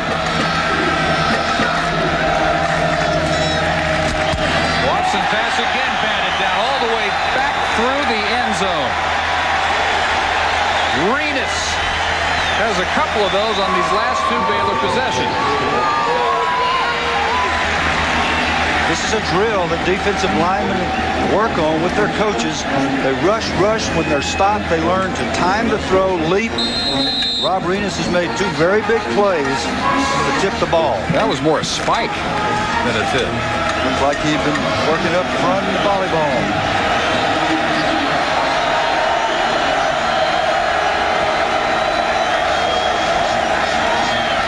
Over the middle and too tall for Bradley Domel. Another 3 and out for the Baylor Bears. Let's check in with Dave Ryan.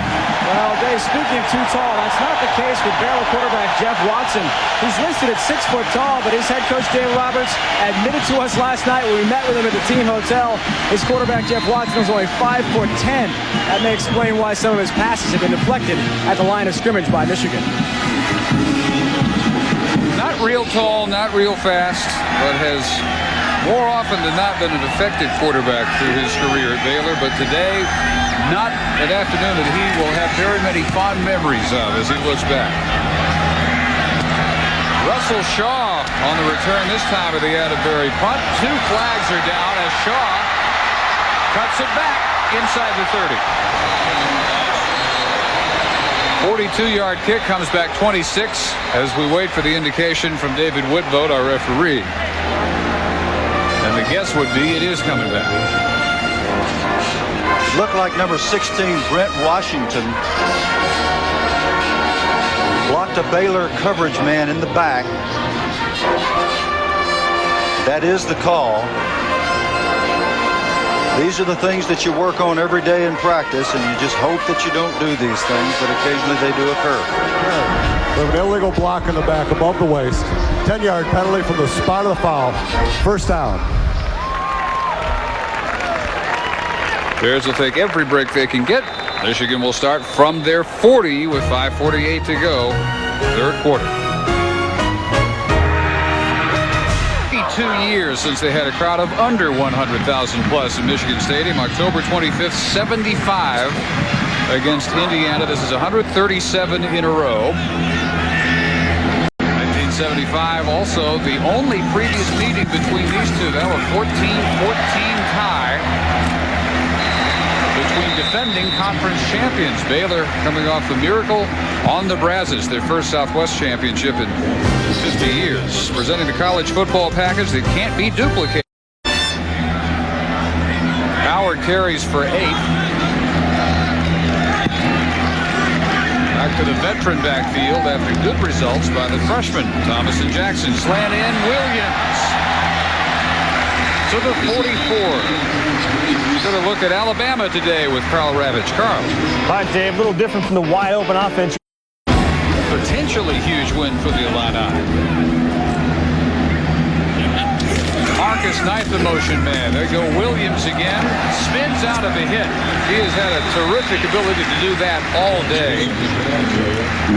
As it's finally Clarence Cruz on the tackle after he got away from Chris Sampay. Number 90, who had been listed as a starter and then demoted to third team as of yesterday with LaTroy Hamilton getting the start, but we've seen a lot of Sampay in the middle 2 quarters. Great block by David Brandt, who backs up Steve Hutchinson. Number 67, David Brandt, the left guard, on an excellent kick out. Did it again right there. Excellent trap blocker. You see why they're running the play.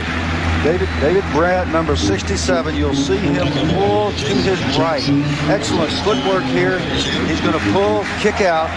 The first man beyond the other guard, inside shoulder, boom. Perfect position. That is the traditional trap play with the center, Zach Adamy, also doing a good job on the block back. Zach is number 68. As a result, Howard carries just enough for the first.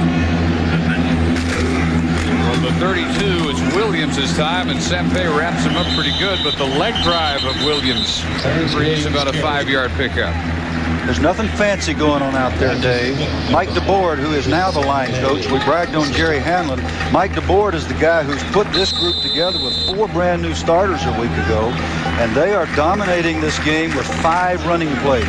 5 total. A variety of formations, a variety of looks to force the defense to move around a bit, but just 5 basic runs. Michigan's executing extremely well.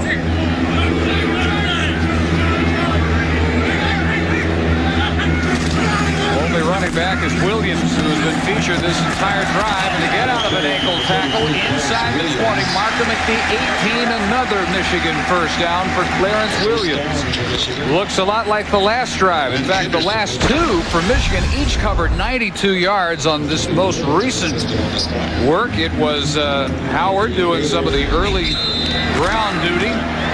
Nice first down grab by Ty Streets. Anthony Thomas, though, got most of the work on the ground and finished it off, in fact, for his first Michigan touchdown ever. More of the same on this march, though. Thomas is back in. He's got about 3. Dave, just to complete the thought of 5 basic plays, why do you do that? It is not hard to teach even a group of young linemen, if they're talented and willing, which these are, 5 plays. If you could put 10 plays in, they probably won't run any of them well. So if you just have 4 or 5 things that they can learn and they can execute, and they have gotten better as this game has progressed. Zach Adamy, the lone senior up there up front.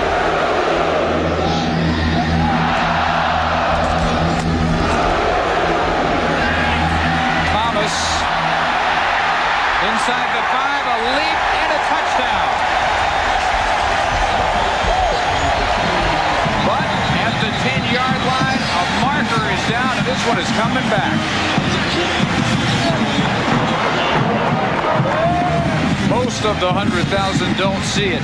They have their eyes fixed on number 32, and for good reason. During the return, we have a hold on the offense. 10-yard penalty from the spot of the foul. Will repeat second down.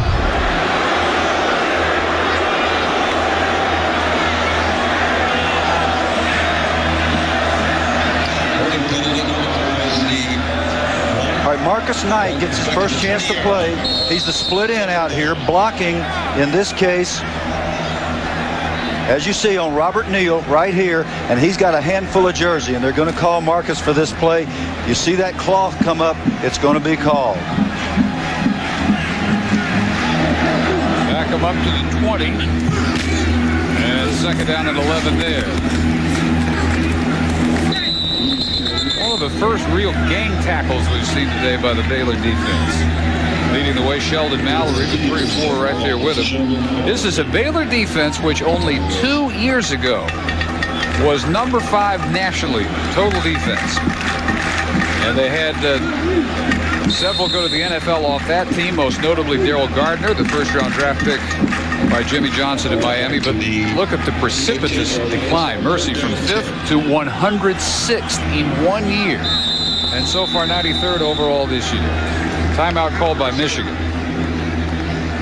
With a minute 34 in the third quarter. And driving to add to a 28-3 Wolverine lead. We'll be back in Ann Arbor. Dave Barnett, Bill Curry, Dave Ryan at the Big House. And Brian Greasy with his marching orders on 3rd and 10 from the Baylor 18. Here's coming with a blitz from Cruz for Shaw, and just overthrown despite the full layout by Russell Shaw. Clarence Cruz got a full speed shot on Brian Greasy here and probably kept this from being a touchdown. Just barely overthrown. You'll see Cruz, he comes off the corner. Nice throw, nice layout by Russell Shaw, number 4, but not quite good enough for the completion. So on to try a 36-yarder will be Craig Baker. There's no real explanation for it, but Baylor opponents have made only 8 of their last 26 field goal attempts. Nobody seems to know why, but that streak continues. Isn't that amazing?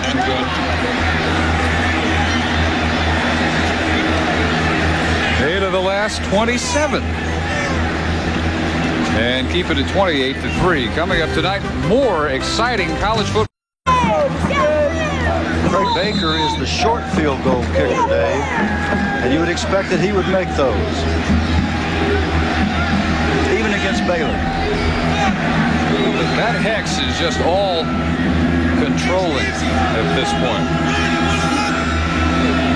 Baylor in the second half coming from behind, but sticking mostly to the I formation. And a quick hitter to Darius Thompson.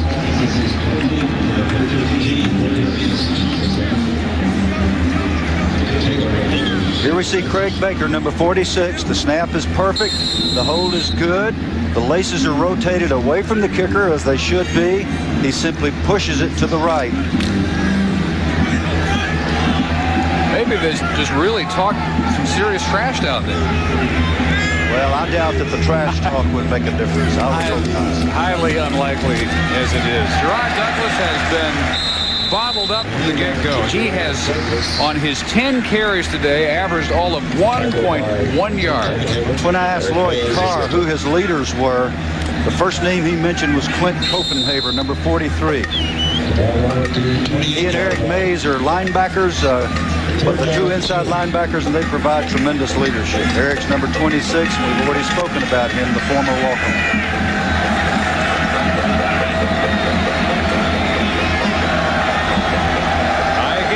Across, in motion. Gerard Douglas for another loss. Adrian Taylor trying to regain his starting free safety spot. Sprained an ankle in 2-a-days. Tommy Hendricks has had the first 2 starts at that spot, but Adrian, the junior out of Longview, Texas, seeing a lot of action again today. That is the end of the 3rd quarter at Michigan Stadium, where it's all Michigan, 28-3. Couldn't be a better day. In the 60s, we had been expecting a threat of rain. It's not going to happen, clearing off nicely. And as we begin the 4th quarter, a Kyle Adams over-end kick will be returned by Russell Shaw. Twice reverses field, got a huge block by Ian Gold, and Shaw reaches midfield where it looked like he might lose 5 or 10 yards. 40-yard kick, and he brings it back 19. Bill, a couple of key plays when this game was still close. This game could still be close had we not seen this occur. We see the hold right here. Anthony Overstreet, number 27, on number 2, Charles Woodson, which caused the touchdown to be negated. Now, at the beginning of the first 92-yard drive, on 3rd down and long, Kenyatta Parker, number 37, comes clean on the blitz. And if he hits Chris Howard on the exchange, he might knock that ball into the end zone. So we could easily see a 21-10 game here instead of what we had. From the 49, hanging one up for Woodson, makes the catch at the 17.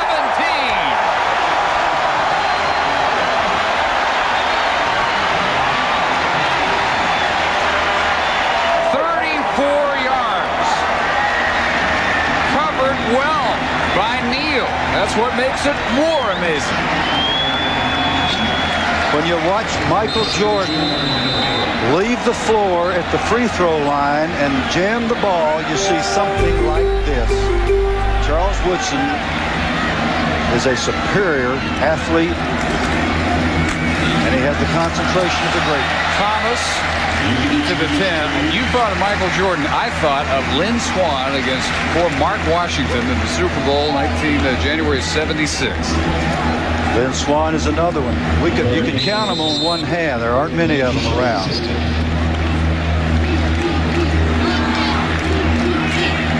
Lloyd Carr says, I know I can't play him every down on offense and defense, but boy, I'd like to. And you can understand why the thought crosses his mind. 2 catches today. He scored on one, and the other one goes 34 yards. This is Patrick McCall on his first carry for no gain. Yet another true freshman rolled out of the Michigan backfield. Chris Michaud, middle linebacker, number 45, has shown improvement. We mentioned earlier he has good speed.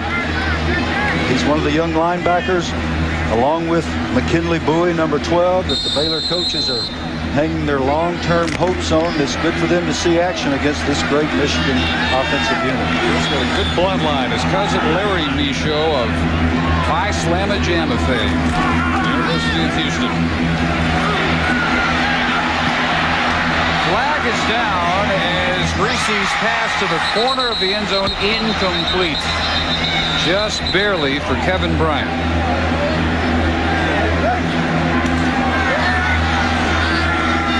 Again against Michigan, down to Dave Ryan. Dave, on Michigan's last possession, another impressive Wolverine streak they compiled this year ended. Red zone success today against Baylor. The team is 4 for 5 with 4 touchdowns and that missed field goal inside the 20-yard line. Against Colorado last week, how about these numbers? 5 for 5, 3 touchdowns, 2 field goals, and no penalties. Something offensive coordinator of Michigan, Mike DeBoard, is very proud of. Dave and Bill.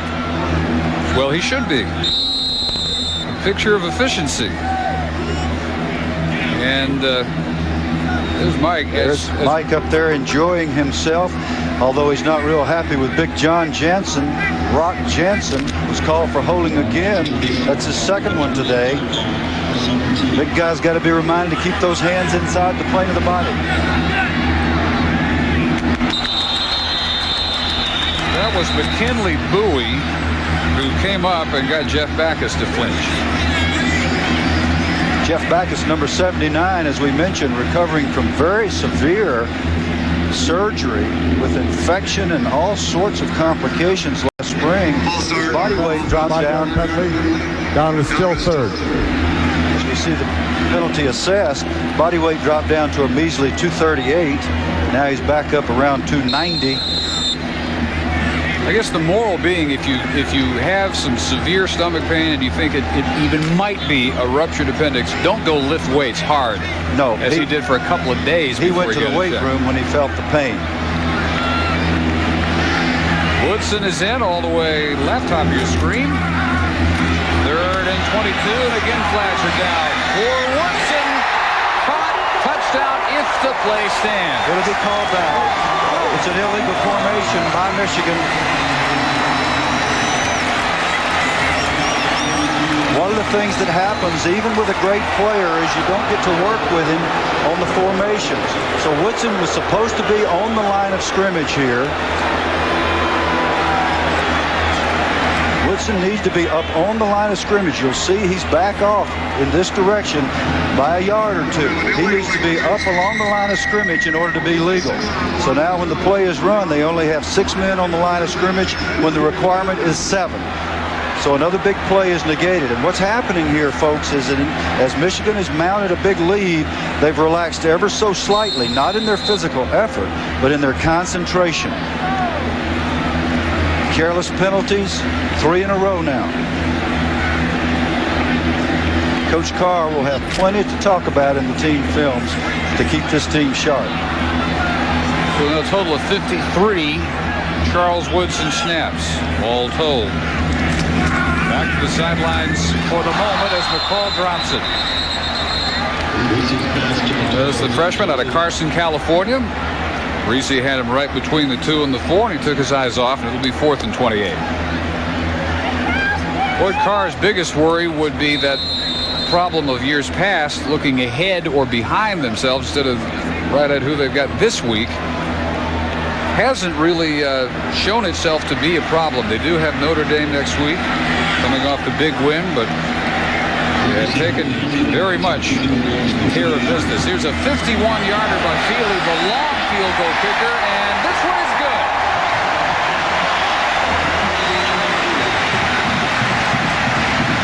So Feely beats the Baylor jinx, 51 yards, 31-3.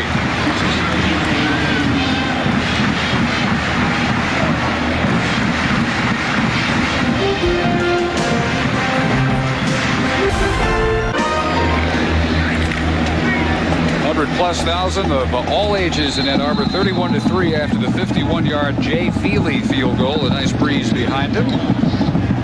12:53 remaining, and Jay on who's going to try and take advantage of that northerly wind that is back. This one caroms to Gerard Douglas. Let's go down to Dave Ryan.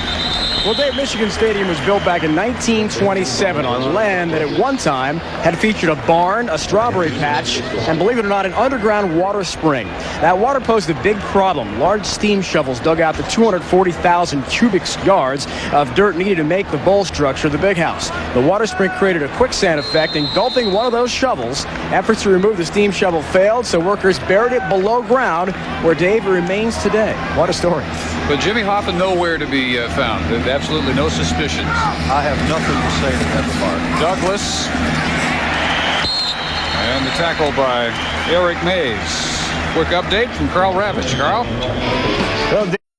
Dave Roberts talking about his old team, Notre Dame, where he was offensive coordinator the last 3 years, and acknowledged what everybody else is saying. They just are very much lacking speed right now. They just don't have the great speed, some of which we have seen on this Michigan team. As you see those blue shirts swarm and swarm and swarm, it was impressive to hear Jim Herman talk about why their tackling is so much better this year. They actually practice tackling as an entire team. They bring everybody together and everybody watches everybody else tackle. That's peer pressure, that's concentration on a daily basis so that it becomes a habit, and that's what we're seeing. Last pass intended for Robert Jackson next week. We said Notre Dame right here. ABC will have the coverage of the Irish and Wolverines. Josh Williams had a shot at Watson. So did some teammates, and Watson turns it into a nice pickup to the 33. Finally, Dehaney Jones finishes him at that point. Josh Williams had a shot. Ian Gold had a shot. I like Jeff. I think Jeff Watson's a tough guy. He's in a tough situation here in this hostile stadium with a bunch of hostile players on the other side. His guys are fighting hard, but it's not enough, and he just keeps on plugging away. Atterbury's had success with the low bounders, including a career-best 72-yarder back in the first half. This one dead at the 9, and it's 58 yards. That, if not for the 72-yarder, would have been the best of his career. It's his second best. Thursday at 7:30 Eastern, it's the new quarterback for Michigan. Brian Griese's day is done, and Tom Brady has come on for the Wolverines. 6'5", 223-pound sophomore from San Mateo, California. And the give to Anthony Thomas. Brady is listed number 2 behind Griese and the previous starter, Scott Dreisbach, at least for the moment, is the third-teamer. Well, in all fairness, we have to remind what Michigan fans know. We have to remind our viewers that Scott has been injured. He's had a wrist problem and a back problem. He hasn't really been able to practice, so it hasn't been really competitive. Aaron Wright was the motion man, and Thomas to the 17-yard line. So this for Michigan, a chance to use a lot of people who had either no experience coming in this year or very little. Brady among them. Last year threw only 5 passes, completed 3 for 26 yards and had an interception. No question about his athletic ability, though. Draftee as a catcher out of high school by the Montreal Expos. Thomas, and he should have or be very close for the first down pickup. One good thing for the Baylor coaches and players, this Baylor team has not quit. They're fighting hard at short yardage. They're smashing. They're coming off the ball. They're still tackling. There's Ty Smith, the defensive coordinator, and he's not happy, but Ty has participated in the building of defenses from the worst in the land to among the best at both Louisville and at Purdue. He knows what he's doing. And Michigan knows he knows what he's doing. They were, or had to be a little bit wary of what he had in store for him today. Good reaction by Sheldon Mallory to wrap up Thomas. Number 96, Sheldon Mallory, is one of the linemen that's a senior at Baylor. The coaches could have just dropped the seniors and played all young people. They're not doing that. They want the seniors to feel included. They feel like they have a chance to have a good season. Ty Smith, the last 2 years with Purdue, held Michigan to 3 points and 285 total yards. And again 3 points and 289 total yards with those Purdue defenses. One of them a 9-3 upset win last year and one a 5-0 defeat 2 years ago. Thomas picks his way into the secondary, and finally Cody wrestles into the 27. Now that time we did see some moves from That's Thomas. the first time, Dave, the first time we've seen Anthony Thomas show the marvelous balance and quickness for a big man. It's startling to see. You don't expect that out of a guy the size of Anthony Thomas. But watch these feet. Excellent agility. Yes, sir. He's got the ingredients, and then he gets his pads down. He doesn't present a big target, even though he's tall, because he gets those pads down and punishes the tackle. 6'2", 229-pounder. Looking like the future of the Michigan ground game, which they signed him with an eye toward. Brought down by Chris Sempe. This one, they say, close enough to measure. Number 90, Chris Sempe. Number 82, Dwight Johnson. Number 58, Glenn Coy. These are the front people that the Baylor defensive staff is counting on to pick it up as this season progresses. It's important that they play well down the stretch, even in a game where the score is out of hand. And it was enough for the first. Aaron Wright in motion. Short gain for Thomas. Check into the studio, Carl Rabbit. Most people didn't expect either of those games to be close. Danny Ford loves to go to Tuscaloosa and play that Crimson Tide. Brady swings out to McCall, who hangs on this time, and a Michigan first down for Patrick McCall. They're close to it. His pass complete to 24, Patrick McCall. McCall, one of 4 true freshman running backs seeing action today, along with Thomas, Demetrius Smith, Ray Jackson, another one we expected to see, haven't yet, Eric Bracken. You weren't with us at the outset. Announced just before kickoff, Chris Floyd, the senior fullback, suspended just for this game by Lloyd Carr for breaking an unspecified team rule. It's unspecified publicly, but I'll guarantee you Coach Carr and young Chris know what the rule is.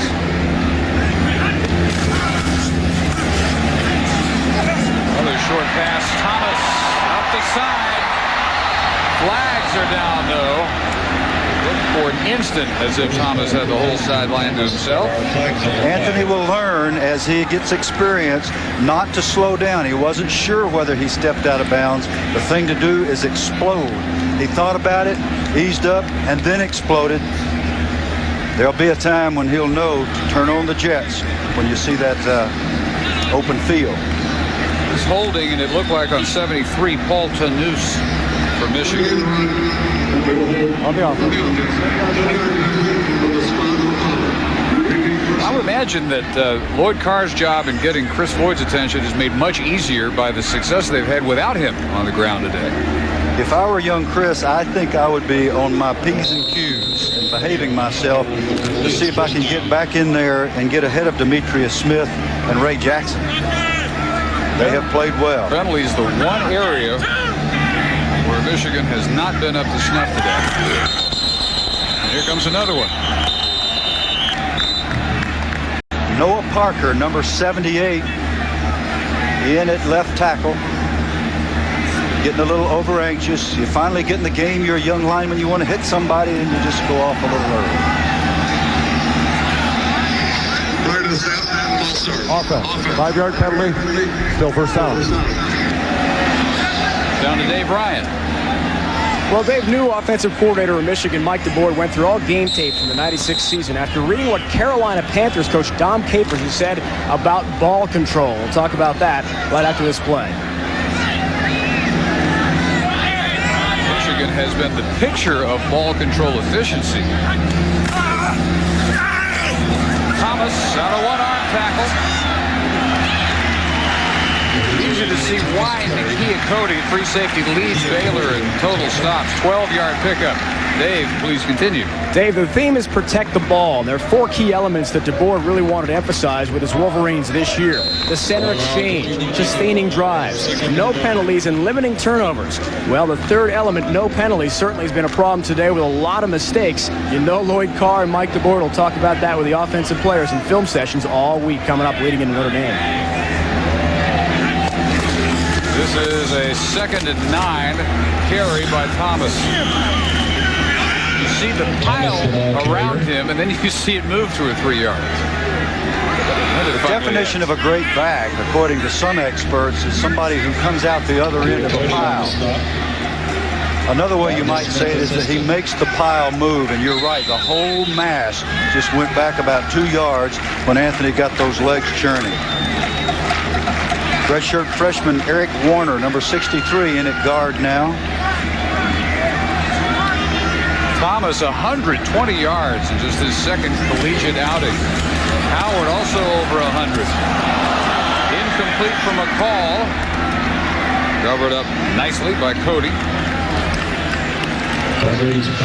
Nakia Cody is showing leadership here by continuing to tackle, continuing to be aggressive, keeping his team from taking the easy way out and allowing Michigan to score more and more points. Baylor defense continuing to scrap and fight. Back to receive.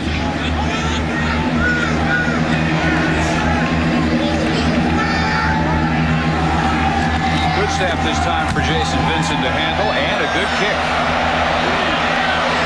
Cogdill feels fouls it at the 5. You usually want, once it's inside the 10, for that guy to run away from it. 51 yards by Jason Vincent, former walk-on. Small contingent from Waco here in Ann Arbor, 31-3. 5 minutes and 14 seconds to go. Watson from his own end zone looks up, throws the interception at the 36-yard line. The pickoff for Michigan for Dwayne Patman. Dwayne Patman is one of 6 true freshmen that have already played this year for the Michigan Wolverines, and that might come as a surprise. This is a mistake by Jeff Watson. He does not account for the fact that there's a free safety who has plenty of time to get across there. Patman makes a nice break on the ball and does what a good free safety is supposed to do, even a true freshman, and he intercepts the deep ball. A long time between picks for Jeff Watson, 127 consecutive passes before that interception by Patman. McCall brought down by Rodney Smith in the open field. Nice open field tackle by the Bear, Rodney Smith. And again, that creature, the Bear, for Baylor fans is going to be very important. That guy's a hybrid. He has to be able to play the secondary, and he's got to play it like a fleet secondary player. Then he's got to play up close to the line of scrimmage like a linebacker. Rodney's done a good job today. Coming up shortly, we will select the Kelly Springfield players of the game.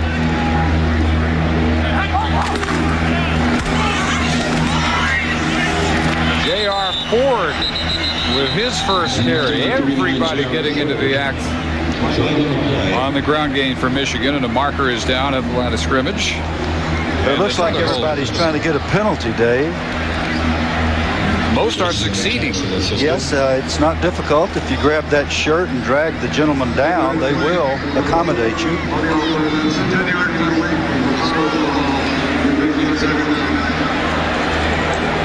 Well, if you're Michigan, that's one easy thing to concentrate on correcting coming into the Notre Dame game this week. That looked to be Jeff Potts, number 71, in there at right tackle now. And yes, it will be concentrated upon by the coaches. Even with Notre Dame struggling. Ford brought down by Cody again. Tell you what, the key at Cody, I think on just about every snap, has looked up, and here comes another Michigan running back right at him, and it's either bring him down or it might be a touchdown. I've lost count of how many times that's happened to him.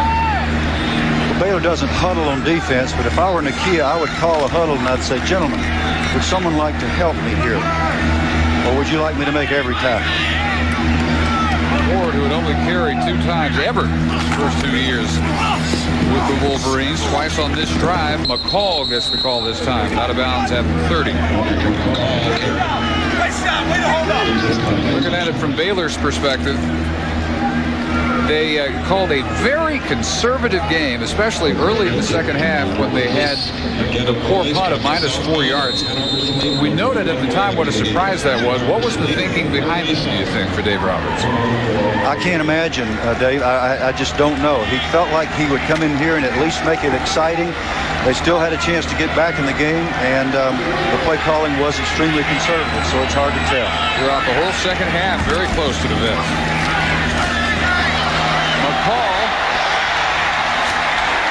first down.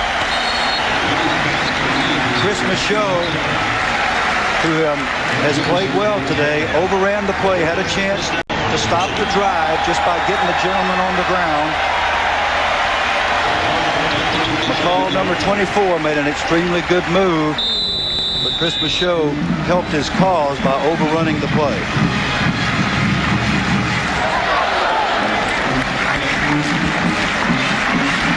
Lloyd Carr is getting to play an awful lot of people here, and that's a good thing for the football team's morale. Oh, trainer suiting up a minute ago. This is Tate Shansky's turn to carry the ball. And he's inside the 15. He's close for another first down. Tackled by Jody Littleton. Let's watch, and mainly let's listen to that hit. Shansky is lit up over there by number 46, Curtis Henderson, who is the backup to Rodney Smith. Curtis is a biology major, has a 40-inch vertical jump. He exploded with all of his ability into that tackle. Brady has come out now, and Jason Kapsner, redshirt freshman out of Eden Prairie, Minnesota, getting his first look at quarterback as a Wolverine, again with Dreisbach nursing the bad back and wrist. The ball's now at the 7.5, Dave. There was a personal foul on the previous play. So here's Kapsner from the 7, and Shansky turning the corner. Locked out at the 1. Now, this is no fun for the Baylor football team or the Baylor fans or staff, but for the vast majority of Michigan people and players, this is the fun time for the guys who normally don't get to play very much. These are the guys that come out and practice hard every week, run the other team's plays. Now they get a chance to get in the game and see if they can score a touchdown or make a block, make a big hit. There's Shansky to walk on. Taking a shot here in the 4th quarter. Shansky was not to be denied on a chance to score. How many walk-ons do you think there are that have scored in front of 106,000 people in the big house? Overall feeling of optimism. And for good reason. This is 2 back-to-back overpowering performances. They knocked Colorado out of the top 10 last week. They brush aside Baylor today and get set for the Fighting Irish in 1 week. Still have not allowed a touchdown in 97. 27-3 and now 37-3. Plus a Baker PAT with 2:57 to go in the big house. 2-0. Hopes to improve on a number 9 national ranking. 38-3. Coming up, the Residence Inn scoreboard show as soon as we complete our business here. 2 minutes and 57 seconds. And a dream just came true for number 42, Tate Shansky, scoring a touchdown in the big house.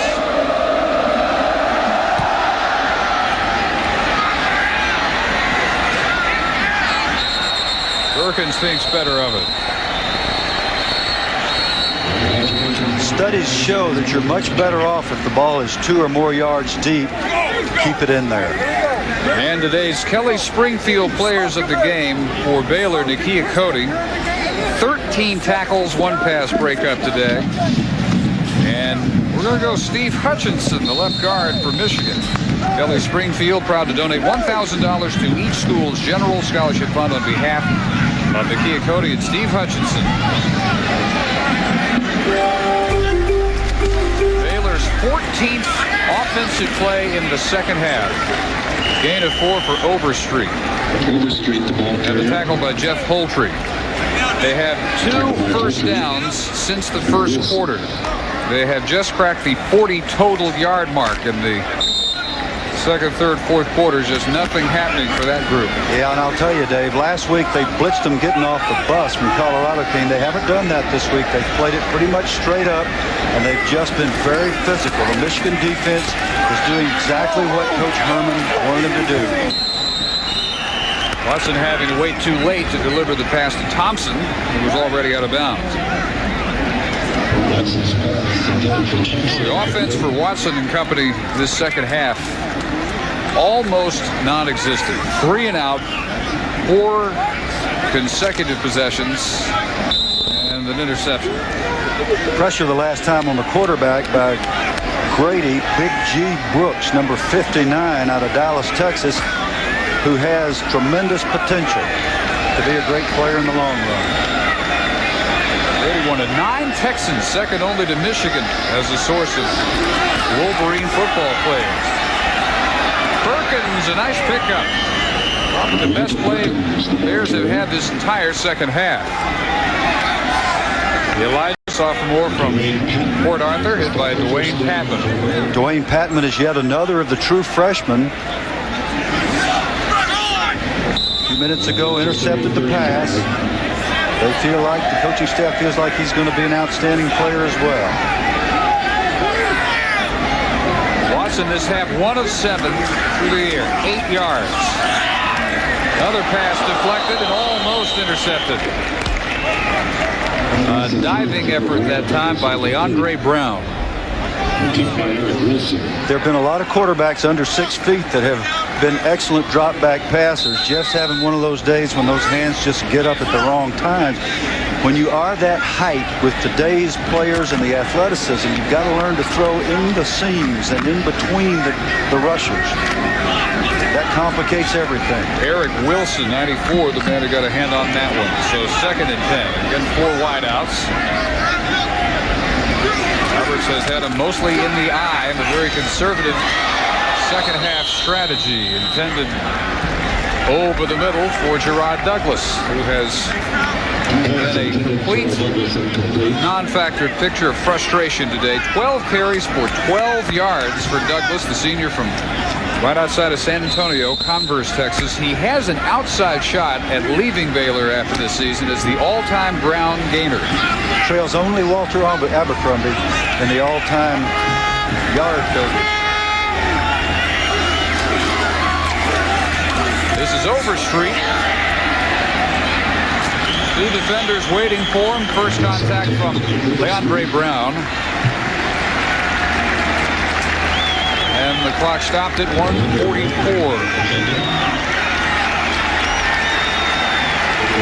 It is hard not to be very impressed with Brian Griese and the Michigan Wolverines on both sides of the ball. They missed their starting fullback today and got contribution from every running back they tried.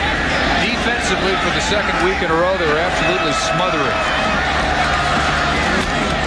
James Whitley, yet another true freshman, returns this punt of 43 yards. A 5-yard return, 1:33 to go in Ann Arbor. This is the 2nd meeting ever between these two. First one was a 14-all tie 22 years ago. This one from the late first quarter on, all Wolverines. Patrick McCall on the carry. Near the 35-yard line. For Michigan, there are some things for Lloyd Carr to try and correct before Notre Dame, but the thing that most fans were wary of was the letdown factor, which has caught them so often the last 4 years, and that did not show up today. The letdown factor didn't show up unless you consider that it might have been expressed after the game was put away with the penalty thing, and Coach Carr will hit hard at that. If they get a big lead against a great football team, they want to keep it, maintain their intensity. J.R. Ford. Although it ought to be said that a lot of the penalties have come as they've gotten 2nd, 3rd, 4th teamers in. It has not been just the starters who had the lion's share of the flags. No, but before the youngsters came in, Dave, there were some transgressions by the first unit guys, and that's what they'll hit at the hardest. The youngsters, yes, they're going to come in with a new quarterback and they're going to make mistakes, but the starters need to keep their heads up and keep their heads and wits about them. Residents in, scoreboard show momentarily. On the catch, Chris Roth. And we're under 30 seconds. Nice tackle by McKinley Bowie, number 12. Again, one of the young linebackers, the redshirt freshman. Baylor coaching staff is counting on it. Fun day for all team. Everybody got to play.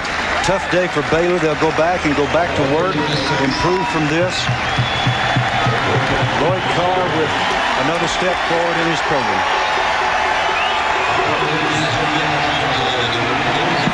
Roberts and the Bears fall to 1-2 as Michigan hopes to move up from number 9 with a 2-0 start for Lloyd Carr. Final again, 38-3.